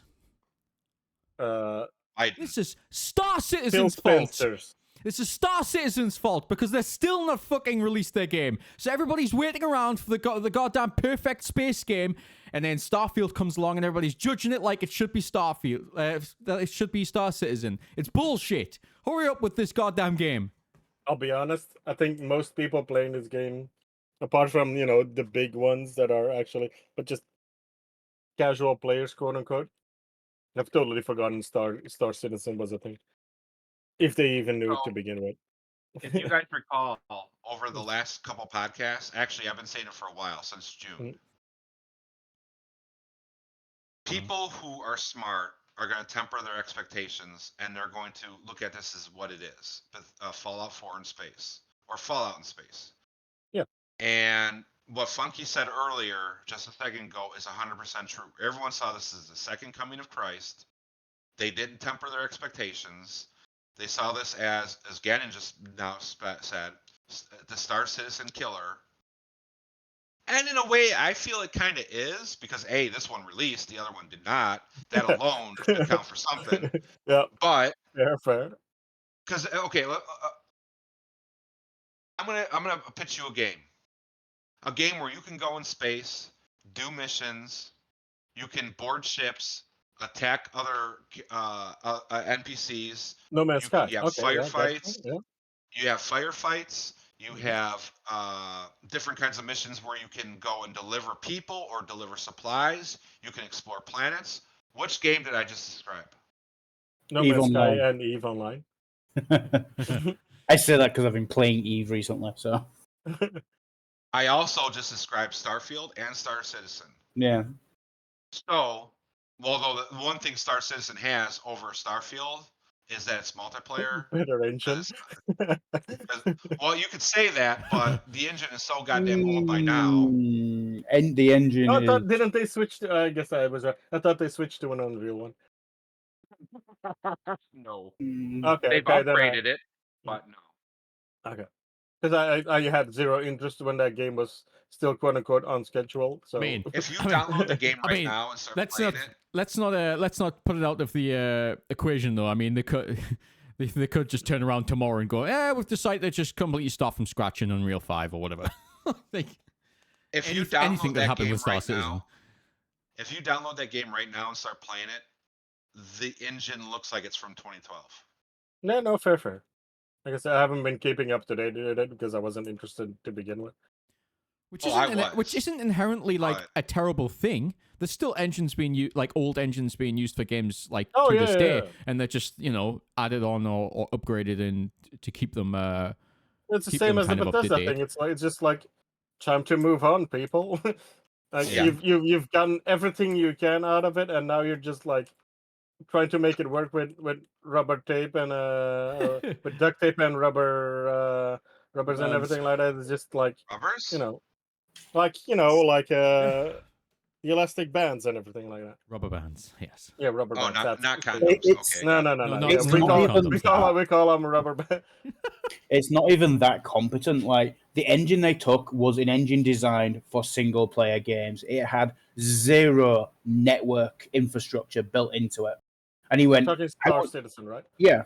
Okay, And okay. the guy picked it because it looked nice. It was a pretty engine. Mm. So, but it had zero multiplayer infrastructure at all. It had never had any multiplayer game made from it. It had no mods, no nothing for it because everyone was like, "There's no point. Just use one of the other ones." Yeah, it doesn't look quite as nice, but 95% graphical fidelity for Yeah. full multiplayer integration sounds better. And he was like, "Nah, I'd rather I'm have taking that." something work and be fun than look nice. To the point of that, not only did their devs have to completely strip it back to the bare minimum and rebuild it from scratch multiple times, they then had to basically hire the original team who built the engine. Oh right, I forgot about that. Them. They Yeah. hired them onto the Star Citizen project to remake the engine from scratch again, and then it still doesn't work as well as they wanted. So, I and totally forgot about that part. Yeah. That's why. What was that single player portion? I forgot what it was called. Yeah, Sector something, isn't it? I don't remember, but that pretty much never got released Mark. because of that. They were supposed to have like the single player story type thing come out, SC41 or something. I don't remember what the hell it's called, but yeah, it basically it never came out because they reworked the engine, and because the engine wasn't. The game was in development for so long that the very engine they were working on became so obsolete that they had to go back and re-edit the engine to do what they wanted to do, and that just kept putting off the single player game, which never saw light of day. So it's still just a tech demo till this day. That cost $600 million, by the way. Plus, well, there's still. I'm sure it's gonna need more funding by the time it gets released. I don't think that game's ever gonna get released. And No, if it does, no. it's not gonna be. I think it will. what I think it people will want it to because be. technically we've already discussed it on the podcast. Where officially for lawsuit reasons it has released. So I think they will release it to kind of so they can just go look. We delivered a we delivered a thing. Here it is. Just but it's gonna be it's cover going to their be backs versus then. it's Will it going to be actually legal be good? reasons that make them do it. Like Yeah. there's going to be a point at some point. There's going to be a law introduced saying you can only be in early access for X amount or a regulation. You can only be in early access for 10 years, and at that point they're going to be like, well, shit. We're going to have to call it Not release. just like players suing them, kind of stuff. Where it's just like at some point they're gonna like. That's why I think that's why they've not done the full release. They've done the release enough to get past like the laws that are already in place, but it's not a complete full release because if they did that, then it's considered a finished product. Yeah. And whatever they release is what they. And if that's not what they promised, they can be sued by literally everyone that they promised, which is everyone. So they would immediately die. Yeah. So I think there will be a release, but it will be one that satisfies the lawyers, so they know they have a case to win, and that's about it, really. Which is a shame because, like, idea-wise, and he, to his credit, he did make great games, classics even. But it at the same time, it also, yeah. But I will always give him credit for the good stuff he did. Even I do that with other people. It's very much. I think he has basically become Peter Molyneux at this point, and he's sort of sat on the laurels of what he had, but he's not really done anything good in recent times. But it also proves that and they get a lot of shit, but having publishers or whatever, or having somebody behind you that goes, no, stop doing it. We actually have to release something. So stop changing everything and just get it over and done with because we need something. There's a lot of money sunk into this, so let's have something we can actually release and stop adding shit to it. That is also worth its money in gold. just like any like a company with a good manager. Like there's a reason good managers get paid a lot because you know a good manager is the perfect in between the workers and the employers. What I feel that his problem is that he's trying to perfect the game before releasing it, whereas what you should be doing is just making the core of the game available and ready, and then perfecting it with like additional Yeah. content after. It seems like Kind he's of like just like how Elite Dangerous did it. like he doesn't want to. Yeah, but Elite Dangerous has problems. It has its own issues, but Elite Dangerous started with we want to make a space sim. They made Yeah. a space sim, and then they started adding things, to it. but the problem is that they For fumbled better that or ball for real worse, fucking but you know hard. that's a good way to go about it. They fumbled that shit so goddamn yeah. hard. It's such a shame. That game could have been amazing. That could have crushed Star Citizen before it even got launched. Like Oh, it already technically did because if you look at it, it's still just like play this instead of investing in Star Citizen, even though I mean, though sure, it's but not as great. you're kind of right, yeah. But like at the same, like it could have Oh completely yeah, killed it the dead in the water. potential is squandered for sure. Yeah, like they had the opportunity and they just fumbled it. I think the one that really stole it at the moment is obviously Starfield. Will have to wait and see, but I think the improvement of No Man's Sky, even though the gameplay loop is that's still its biggest weakness, but if you want space exploration and just going around shooting stuff and boarding ships and everything that Koshi said, I think yeah, like it's No Man's Sky is No still No the Man's Sky is go-to. that type of game where it does a specific thing, but it does it really, really well. Yeah. Like if you're looking for what No Man's Sky is offering you, you will like 100% definitely enjoy your time. Like even with the gameplay loop being a bit on the boring side, I still enjoyed my time playing it. Yeah. And it was the type of game where I was like, after a while, I thought, well, all right, I've gotten what I wanted from this game, and I felt happy. And I still give it a glowing review if someone was to ask me about it today. Yeah. But then something like Elite Dangerous, and it's like, can I? It's like I enjoyed my original experience with Elite Dangerous, but every time I've played after, like in recent times, I'm like, this could have been so much more than what it currently is. Like it has barely progressed from when they released it. Yeah. And that is for some games that isn't a bad thing because it's like, well, you shove it out the door and it's accomplished what they set out to do. But it was clear that they wanted more. They wanted more. The players wanted more, and they just weren't getting the right vision down or something. I don't know what the hell the problem was, but all they did was they refused to compromise on certain things, which hurt the game in the long run, and then they've tried to band-aid solution some things by just making the grind worse, which has pissed off everybody in the game. So it's just like, what the hell? What are you doing, guys? I think it's partially and zero evidence. So, probably a bit of funding, and because of the lack of funding, not having the amount of staff for it to really make it go as fast as it should have to really take advantage of it when they had the time to take advantage of it. Yeah, maybe. I think that's probably maybe part of it. But well, I mean, you say that, but it's the time to take advantage is now until Star Citizen releases, which is about 10 years from now. So but now it's already got a bad rap of like, no, don't bother playing it again. They do, but I still feel they've got the opportunities. They could still turn that game around. If I was them, I would if they were to bother putting in the resources to fix it, they could definitely do it. They just need to stop being kind of arrogant about it. I feel like it's because you are right. They've got a specific like aesthetic they're going for, and they will not fucking compromise it. And a good example of this is the fact that every ship port is really narrow to fit into.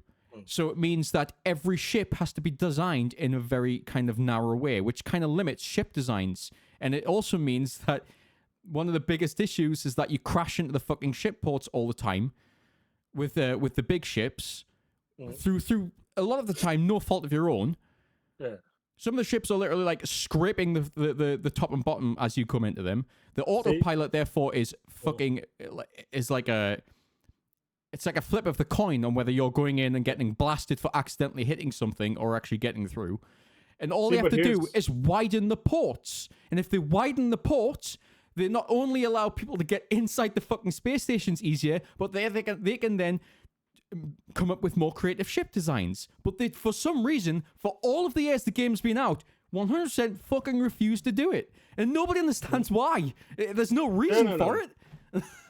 Yeah, but here's and this is not so much for this, but if I were Frontier right now, and tell me if you would, because this is just from a business perspective, I think it would make more sense of them to kind of take what they have right now and make Elite Dangerous 2 and kind of have a clean slate and show that off versus keep working on this and trying to improve your rep. Because even the people you've kind of lost, if you say Elite Dangerous 2, you're going to be tempting them more to give it a go and maybe see how it goes versus just like, have you heard Elite Dangerous is getting better? It's more of the it's a harder hill to climb, let's put it that way. Yeah, and with a new game, they could definitely implement all the stuff currently that's kind of failing in Elite Dangerous in a just at the core level, so it actually works properly. Yeah, because clearly they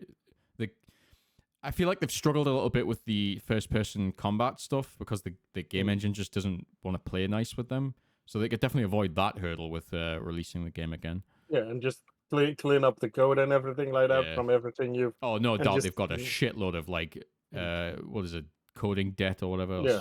It's like I guarantee that's causing issues. From a business perspective, I would if I was the publisher, I would go just make fucking Elite Dangerous 2, my dude. Yeah. Here's the money.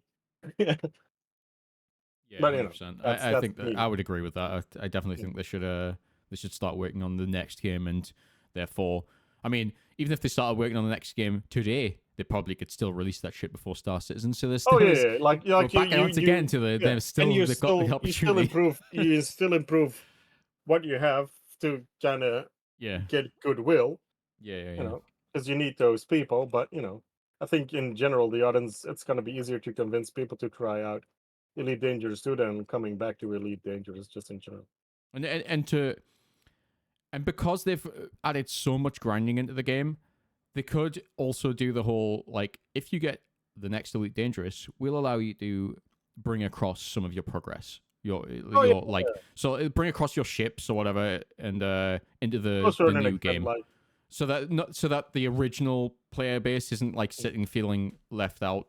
Because you get like discounts on your to first keep X the amount core of people ships or something like that. Yeah. Just something to reward the more loyal players, I guess. Yeah. I think that would be and that would so let's put it this way. Let's say they do that and they still release it before Star Citizen, then it's truly just like, what the fuck are you doing? Yeah. If this your competitor has released 2 games in the time you have not been able to release one. It's terrible. Not a good thing. Terrible that if I was to bet money, I would go on them releasing it before Star Citizen as well. Like that's how little faith I've got for that game to fucking get released. It's just like I guarantee you, like if Elite Dangerous 2 was to be made, they'd get that out before Star Citizen. It's crazy. Yeah, no, I think I would take that bet as well. Like, don't get me wrong. I want Star Citizen to come out. I want it to be finished. Everybody fucking does. But it's just so many people, including myself, have lost faith in this game. Just like, but I think ever being released properly. I think it's kind of the same as if it does eventually release, it's gonna be kind of the same as Starfield right now, and with Cyberpunk, where people are expecting the next coming of Christ, and it's never gonna be that. Fall short, yeah. To be fair, it's probably not so much as Cyberpunk and stuff. They'll probably have the same expectations, but at least with them, it was like, okay, you've had 5-6 years of development. Let's make it a good game. This thing's been going forever. By the time it's a Duke Nukem, that's what this is. This is Duke Nukem forever. Yeah. And that's the expectations. Everyone's, you've got fucking well over a decade of, by the time it comes out, you've got well over a century of development time. This is going to be more realistic than real life. And then it's just some like crappy asteroids game that looks like it's from the 1980s. Yeah.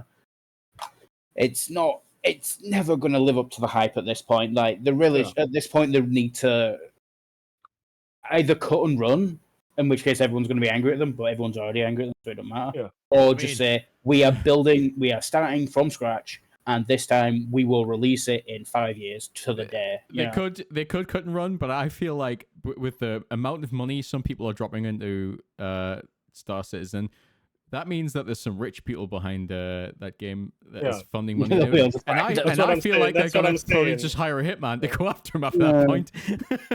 But hey, maybe if it doesn't launch anytime soon, because I just looked it up. It says here 2011.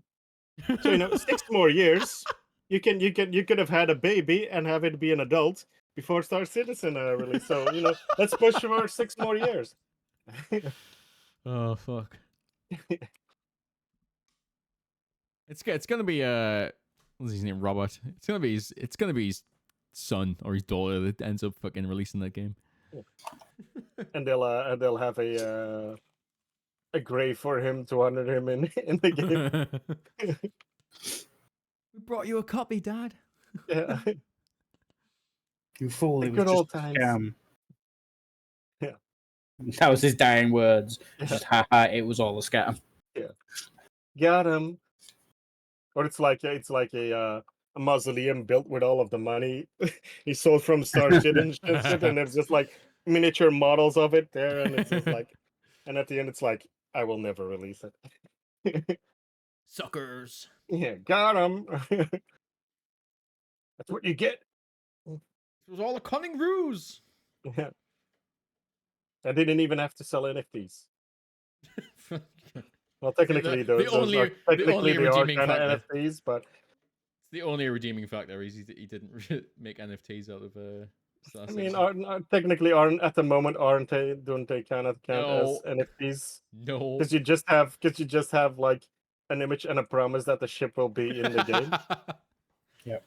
So, I mean, it's not far off. Yeah.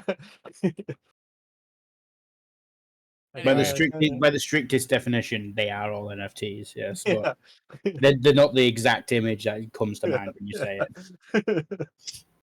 But for fun, You're technically correct, but does anybody have anything else to talk about for this week? Yes. Yes. Okay. Who wants to go first? You go ahead. Okay, mine is very short. I've posted it in co-op suggestions, but I'll just say it. But I'll just say it in here as well. For when Seth listens. Void Crew is coming out in early access tomorrow, and that's also kind of a co-op space game, which could be shit. That could looks be fun. Could be a bit in the middle. It looks like an upgraded version of that one we played before. Yeah, that's what I'm the hoping biscuit one. Yeah, where we became biscuit tradesmen. So maybe keep an eye out. That's just take that as my suggestion to look out for if it turns out to be good or not. We'll definitely keep an eye on that because it does even from that little short trailer it looks kind of interesting. Yeah, with a healthy dose of humor as well. Yeah. So that's all I had to say. What game? Go ahead. What game was it similar to? Was it Pulsar? Is that what you were thinking? Pulsar, yeah. That's a good game though. If it's anything like Pulsar, I'll probably enjoy it. I'm hoping it's a better version of that game. Yeah. I'm hoping. So I'll be watching the reviews. I hope we can still sell biscuits. Yeah. There's at least a biscuit commodity who can steal them from other people. Not just sell them, aggressively sell those biscuits. And they better be British biscuits, not the American one. True. Well, just both types. Yeah. Officially moving on from games that start with star. I want to bring it back to something that has been all the rage the last month, which was Baldur's Gate 3. Yeah. Oh, And yeah. I Never finished the heard game of it. last week, Nice. Mhm. Okay. and I never The want to play map that is game again. horrible. You never wanted it to end. I never want to play that game again. Oh. Why? I'm pissed. Exactly. I am With it- very pissed. Okay, without spoilers, why? Yeah, clearly without spoilers. Is it the thing that a lot of people were upset about because it doesn't end in a very good way? It's a bad ending, no matter which way you choose, and it's not the main quest. 1,000%. And it was fixed the day after I completed Yeah, it. wasn't it a bug? No, Nope. no, it's no, it's not. It's not Was it the thing where they cut it because they thought it was getting too No. long and people Nope. wanted it They- to be? They Okay. just didn't put it in, and then people complained, and they're like, you know what? We didn't think people would find it that much of an issue, so we'll put it in. So they Yeah. built it. It wasn't. It's not a bug. It's not anything like it. It worked perfectly as intended, and people said, change it, and they've gone, okay. No, so the opposite of BioWare. The opposite Yeah, of pretty much so- most. That is the main one. But I am kind of annoyed because I did not get. Okay, I'm annoyed on two different things here. One, I did not get the ending I wanted, and two, Which was to run off in the sunset with Karlak. He was doing Shadowheart. Oh. So here's the thing. Before I get to two, because one is a bug. Okay. Three different missions I got bugged out on that I could not complete. One of them, which completely pissed me off, was Shadowheart's ending. So with excuse me, my throat is so dry. How do I explain this without giving spoilers? If you're romancing Shadowheart, Mm-hmm. a certain quest comes up towards the end that you get in the second act. Yeah. And well, suffice to say, if you don't do the quest, something negative happens in the epilogue. If you do the quest, you get the positive, happy ending. We're gonna go make babies now. Ending. I did not get that No. because the quest where you started in Act 3 was bugged for me. The guy, whenever I went to talk to him, that's the only spoiler you're gonna get. Is that it's a guy. Mhm. Instead of Confirmed, guys offering in the Baldur's choice, instead of offering the choice to pursue the quest, he acted like a normal salesman. He's a trader that you can buy from, and that's all he would allow me to do. And when I looked it up online because I thought I was doing something wrong or I had the wrong person, no, a couple others had the same problem. That was one of the bug fixes they had coming for supposedly for number 2, the big patch number 2. And so I got fucked out of a quest early on in Act 1. One that Zion knows. I talked to him about it already. The druid thing, Mhm. which wasn't a big deal, but still.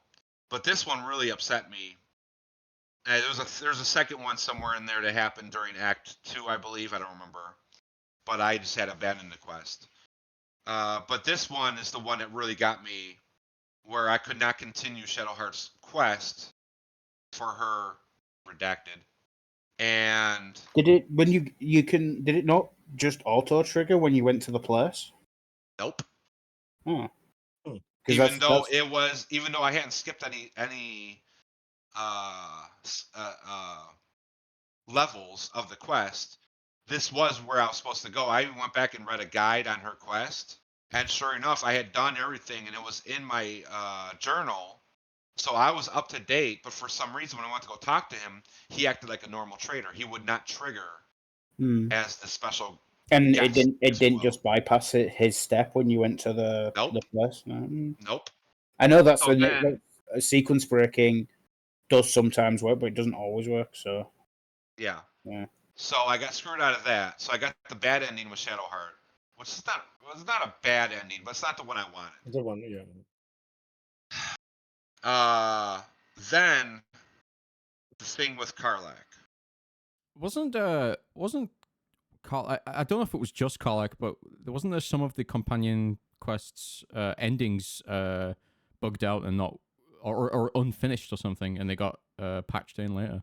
No. The only one I saw was Karlak's because people were complaining that it just ended too quickly. Yeah, like And I the got Karlak one was probably- not supposed to abruptly end. Apparently, it was, No, I no, think if I Karlak- remember right, Karlak they- wasn't perfect. There was it when that was designed that way. It's Yeah. just that they weren't expecting people to like Karlak as much as they did. So isn't there one where They- they kind of, and I think it was one of the companions, and I mentioned it, where it was the ones where they had it made, but they kind of cut it because it felt too long of an epilogue of the thingy, and then I people don't think wanted that was more, and they Karlak. added it. it wasn't Wasn't that it? wasn't I thought it was Karlak, Karlak. but it might have been someone else. Okay, Yeah. I thought it was Karlak. Yeah, Well, no, no, Karlak Karlak was fine. was everything that happened with Karlak in the game was intended. That's what they wanted, and then fans, as Zion was saying, fans said no. This is not. It feels rushed. Fan said no. We want. Yeah, no. Just no. No. All right. And so they're like, okay, well, we didn't know people were gonna love her this much, so they actually brought the actress back, the voice actress back, and they started. They redid an entire ending for her, a new Wow. ending, Mm. if you choose that. But the other ones are still there too. Yeah. Well, I beat the game right before that patch came out, even though I wasn't romancing her. I still could have got a really good ending with her because that's what I wanted at the end, and I got.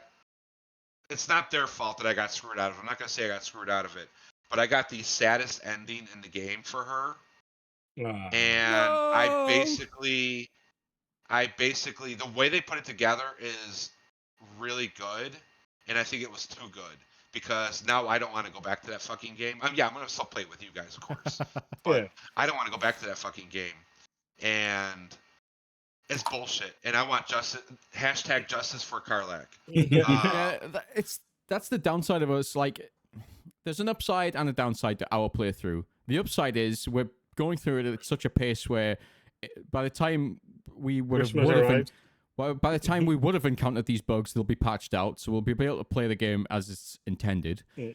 But there's 4 of us, which means we're not going to be able to romance anybody, which means we won't be able to get any of that side of the content and story. No. We can't complete the It's companion harder. quest. It's harder to do the companion quests Can't because do them at all. No, you can't do them. You need to bring the person along to do them. Yeah. not all of them. Just see. Here's what you do. You Like kill I've 'em. done all of Astarians, but I've never traveled with them. Well, I want to do Les Els, and I'm pretty sure we've already gone past the Les Yeah, Els you stuff. Lezel, no. Here's what you do. You we kill them. You put them in Zion's inventory. We bring them to the person. We res them and see if that works. Just being present. Was this Well, I kind know of for a being fact- present? I know for a fact you can't do Shadow Hearts, you can't do Gales, and you cannot do Karlaks. Yeah. In fact, with Gale, there's a specific point in his companion quest where you can't progress his companion quest if he is with you at a certain point in the story. Yeah, but he's never going to be with us. I think I for just me- want to like if I can do Les Els companion stuff and romance her in our playthrough, that would be nice. But I've got a feeling that it's not gonna let us because we'd need to bring her with us. No, Well, you've already missed one part. Lizelle you can sleep with without Yeah. bringing it with you. She's one of the ones that you can just say, let's have sex, and she'll go, Yeah, I'll she bring back." literally that's it. Yeah. Like sex now, and I'm like, what? Rather Wasn't not it- Michael apparently, Jackson, but sure. apparently it was a bug that the companions were too sexually forward with the player Yeah. character, which was Yeah. something I read a couple of days ago. Just That quite makes funny. sense because I've literally I've not even tried, and Gail and Will also Uh-huh. tried to. Oh, Uh-huh. here's a romantic date, and it's like, oh, What? okay. I was It- just like, literally, that's why I kind of railed on the maybe not the best choice of words, but Yeah. with BioWare games where I think it's 1 and 2 that didn't happen, and then they start doing it where I would just be nice to them and just be like, okay, Yeah, yeah, no, of course I want to help, and suddenly that counted as romancing. yeah, being And nice. it's like, and then it's That's like what a lot of after the that, like time. clearly had the hearts and everything like that, and I think that's what happened with me and Will as well. It's like, yeah, of course I'm here for you, bro. That was It's like, That's what so you happens want to with have me and sex Gail. now? And it's like, what? It was really bad in was it the second game where you had the what the fuck was his name? If you were playing FemShep, the Oh, guy in the the military armory, guy. he was Oh, the Cerberus guy, oh, the black guy. yeah, yeah, yeah. If you are nice to him as FemShep in any sort of way, he like Oh, as the male as well. I can tell you as the male as well. but it's like he's like really uncomfortable by it. But if you say anything nice, it makes FemShep be really weirdly flirtatious with him, even when you're not wanting to be. Yeah. It was like a really strange, forced, like sexual tension thing going on, and I hated it. And that's why I'm a fan of just if give us a the icon thing is the best thing ever. I'll always give BioWare credit for it. Like, just give me like, hey, if you want to romance him here, click this little option here. Yeah, And if you don't, and if you just want to be nice, just here's the friendship one. yeah, yeah. They like have a heart icon or something next Yeah. to the one that's gonna put you on that path. Not that I mind it, so but it's kind of like, okay, well, since I was going for Shadowheart as well, and she's one that doesn't want you to fuck around. So I was like, yeah, no. This is the one I'm focusing on. The other one I'm playing, I'm just gonna, yeah, whatever. Okay, let's go. But, that's not what I was going for with this one. And just suddenly like, okay, twice. So okay, yeah. I guess it has the same thing where being nice leads to them thinking I'm hitting on. I will. That's how touch starved they are. Yeah. Karlak was the best. I made a mistake going with Shadowheart. Shadowheart's nice and all, but Karlak was the best. See, I'm going Uh, Shadowheart because it's the out of the ones that I've kind of found out. She's the one that really wants you to stay monogamous. So I'm like, oh, well, that's I'm already in for a while, so I might as well commit well, with this the one. thing with Shadowheart, and I hope this doesn't ruin it for you, Funky. I really hope it's not a spoiler, but it kind of is. It's not anything about her character or what happens to her. It's nothing like that. Hmm. But like the romance side, it kind of falls flat towards the end. Oh, I'm just interested in the the With story with her. with Karlak, you actually go out on a real date, Oh yeah, they showed that in and the thing. yeah, you actually go out on a real date, and you actually start to fall in love with each other. Yeah. So when her ending comes, it's gonna be it's gonna feel like you got punched in the She gut. comes too. You know? Like for me with Shadowheart, which really made me decide, okay, no, this is the I'm gonna commit, because I was flirting a bit with Karlak as well, but I was leaning more toward Shadowheart. But I did see the big thing in Act 2 with her, and I may have scum saved something to get a certain role you need to make at a certain point. And I was really happy that I did that, because the ending there, and I'm like, yeah, no, this is I'm it's not so much the romance part, but it's part of the romance part. But I'm really just interested in the character's story arc. It's like the romance is, yeah, whatever. But it's like I want to see how the her story ends versus if we end up breaking up or whatever. I don't care. I just want to see how it ends. Right. That's the part where and The second. I'm in I'll just, because this is a quick mention. I'm in Act 3 now. I just reached Baldur's Gate, but I Okay. am Name waiting drop. for the big patch to kind of, So because the a thing, lot of patch 2 is going to be fixing a lot of at the of Act 3. So I'm like, oh well, I might as well just wait here, because I think it's going to launch a couple of days before the PlayStation version comes out, right? So I think that's a couple of days away. So I was like, I thought that came out already, didn't I it? oh, think did that it? I think it came out this weekend, just gone. Yeah. Oh, this week, Yeah, yeah, because I stayed patch away 2 this weekend. dropped last week. It Okay, dropped it dropped on Thursday when well, Starfield came out, that's and good. Then I I can beat start the playing game again. on Wednesday. Yeah, No, I I was beat the game good. Thursday, the same day it came out, but I was already so, right at the end of the game, Yeah. so it wasn't gonna fix No, anything. that's But good. That's good. my second issue with the game, and I'm curious what Zion thinks, but I think he's gonna agree with me. It is such when you get towards the ends with the big bads, it Mhm. is such a slog where you are 4 people in your party having a combat with like 20 other people, and you're just sitting there and waiting and waiting and waiting for your turn to come up. And then you do that fight once. Then you do it again. Then you do it a third time. Then you defeat that boss, and then you go to the other boss, and then you start all over, you do it again. And then you do it again. The final boss, I'm not going to tell you which one it is, but I don't know who it is. Basically fucking cheats. Like he's gonna constantly every turn put on this shield around him. Where yeah. And so everything you do is half damage, no matter what spell, what attack, what type of attack, does not Half matter. damage? You lucky bastard. What'd you my get? 1 damage. I Yeah, would've yep. quit. I I would've you quit. do. I had. They got the shield was a 7 stack of unstoppable, which means they only take 1 damage and it removes 1 stack of unstoppable. So I had to Oh, remove that one. Yeah. that one. Yeah. So I had to remove all of that, and I was like, I could do the actual mechanic, but once I got rid of the ones that I could, the actual mobs that were attacking me, those ones were like, I don't really need to. I'm just going to wail on the boss, and yeah, a bunch of my attacks are going to do 1 damage, but Magic missile the shit out of it. I need to do 7, at least 8 attacks, to do an actual decent attack. But I could, with my 4 things, I could do 1, 2, 3, 4, 5, 6, 7, 8, 9, 10 attacks per round. So I wasn't too fussed. It took a few rounds, but I got through it. But it was annoying. Yeah. Especially if you have to sacrifice one of those attacks to do something else with one of the other mobs. Those fights went on way too long. I ran out of patience so fast, and I was already pissed about the Shadowheart thing.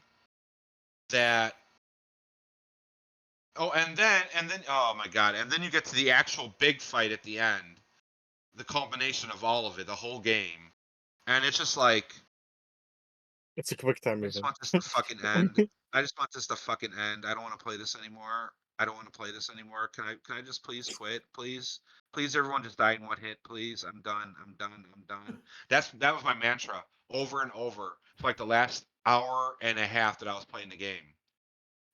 And maybe I'll be fair here. Maybe a lot of it was me running out of patience because I wanted to get to Starfield, and that is a fair assessment. Probably. But at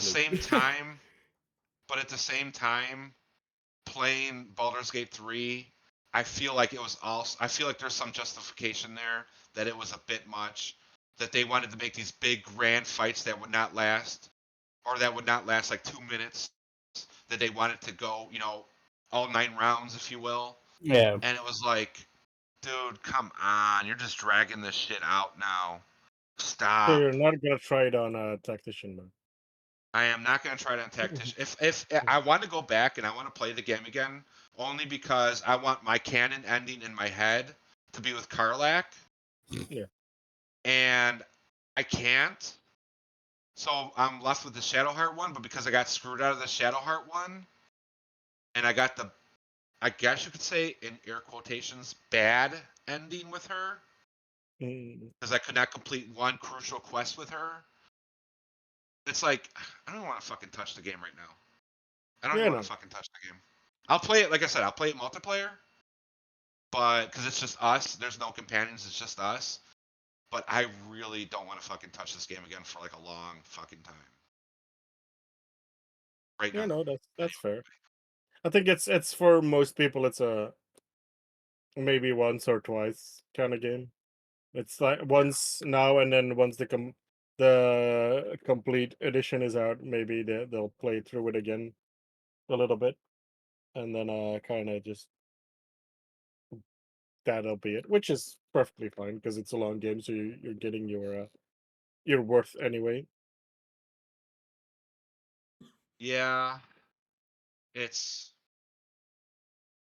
overall taking those things away and my impatience and all that. The game as a whole, we asked Zion this last week, so I'll give my uh,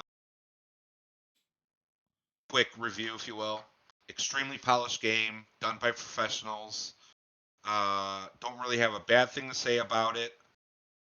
And I feel everyone, even if you're not used to the genre, the top-down strategy, XCOM-like movement, Yeah. Mm. everyone should give this a try. It is a staple in video game development, Mm. and just playing a game in general. Yeah, But I never it's want to the play the fucking thing. yeah, it's the and I know people, well, devs didn't like it, but it is the new standard for its genre. It is, Like and it is kind of like how you want to play the best RPG that's out at the moment. For a long time it was play Witcher 3. yeah, And now it's they're uh, still kind of different, so still potato, but I it will is say up this there. too, because I know it's going to come up eventually. Is Baldur's Gate 3 going to be the game of the year? Could be. It's definitely a Uh, strong contender, I feel like. Yeah, it's at the top. It's at the top. Yeah. But if you ask me what my game of the year is going to be, Void Crew. right now, even though Fortnite. it's early game, and the game could shit the bed for all I know. Right now, I'm leaning more towards Starfield because, and I'll sum it all up in this one meme. You've all seen the meme with Jeremy Clarkson where he's like, "That's a great car, but I like Yeah, this one." yeah, It's exactly like that. Like Baldur's Gate 3, professionally done, work of art. Everything in it, the voice acting, which sucks in Starfield, by the way. mhm. Voice acting was top notch. The narrator was top notch. Everything it just oozes perfection. But I See, like this. can I play devil's advocate a bit more? A bit towards you. Hmm. A Starfield is more just in general geared towards you.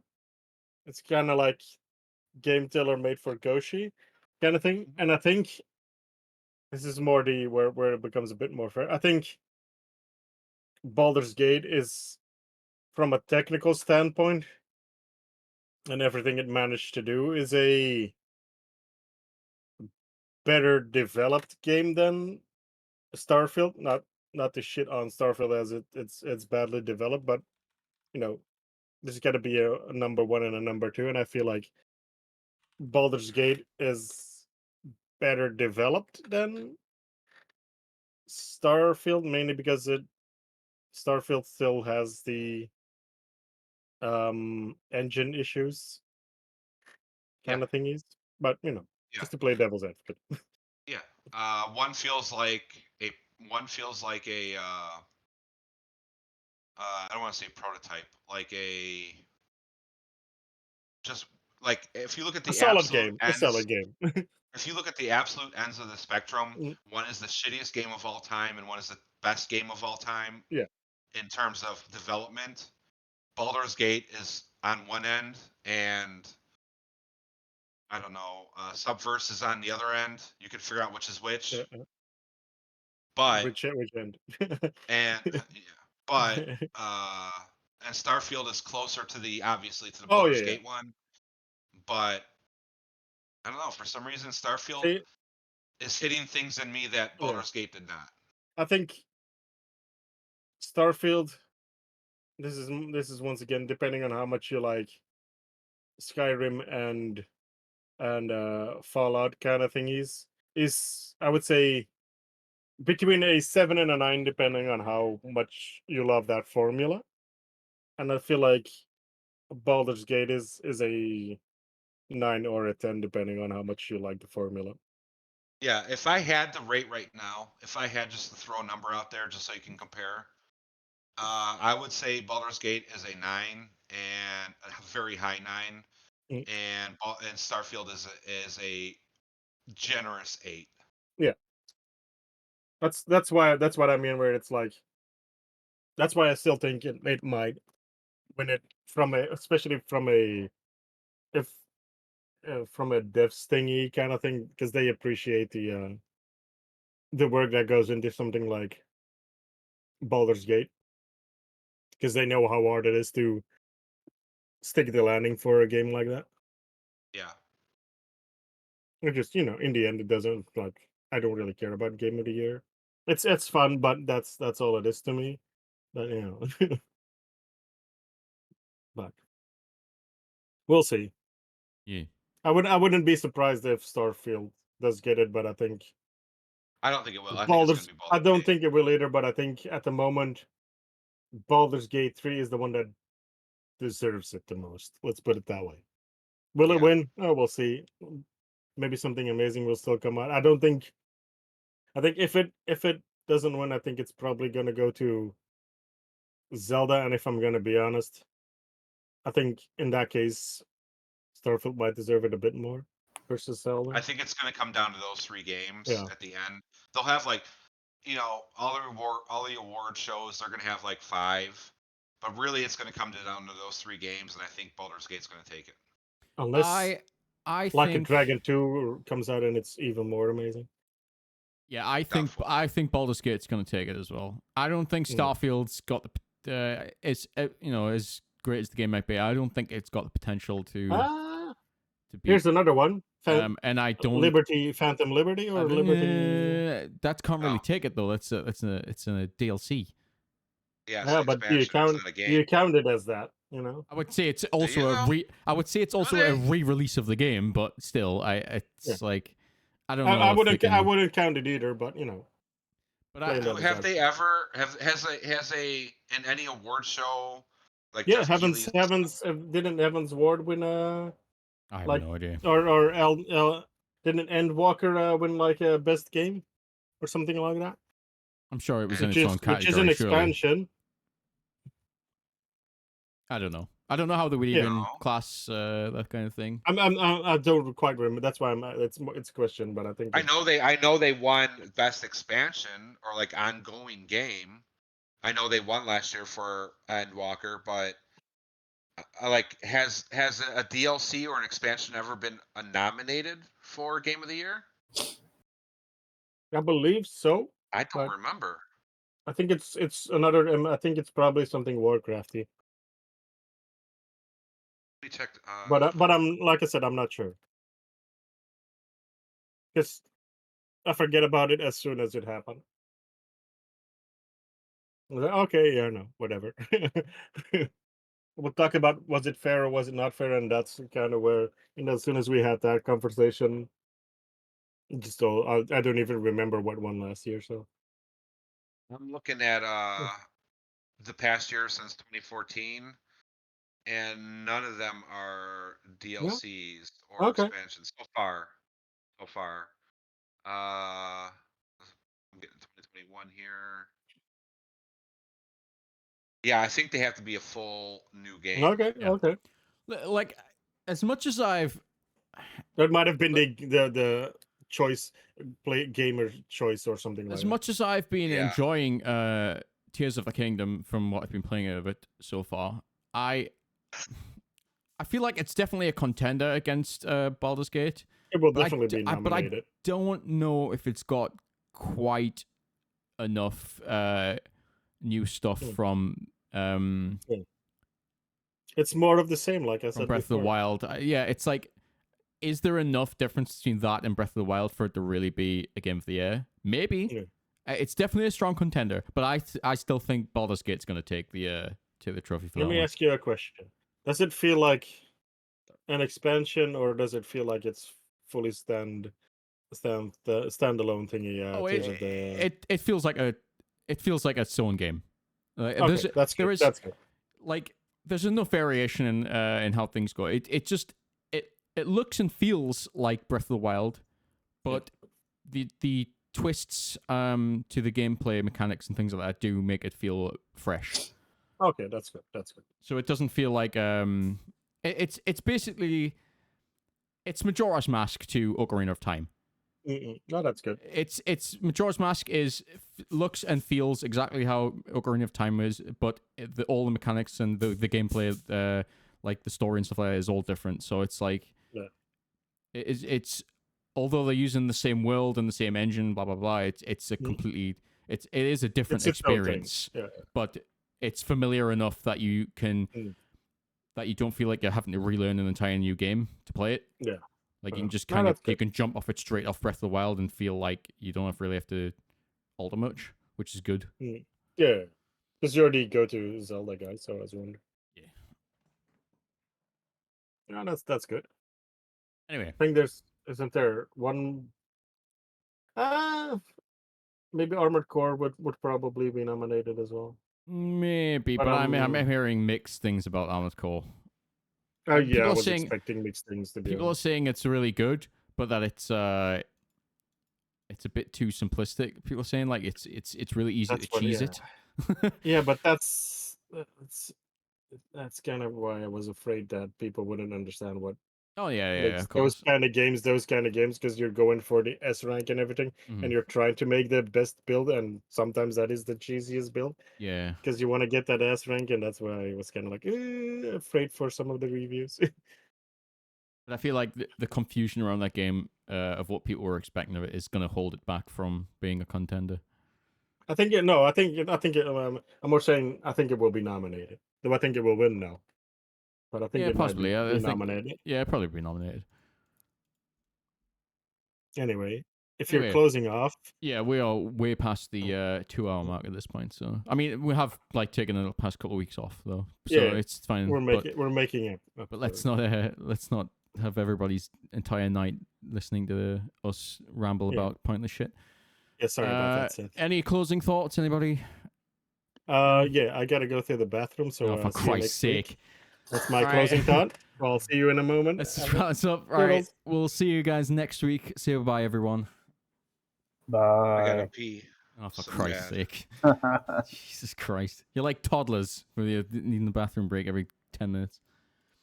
All right, we'll see you guys next week. We'll definitely be back next week, and probably have more Starfield to talk about, I imagine, because more of it will be played, including myself, it seems. So yeah, we'll see you all next week. Have a nice one. Bye.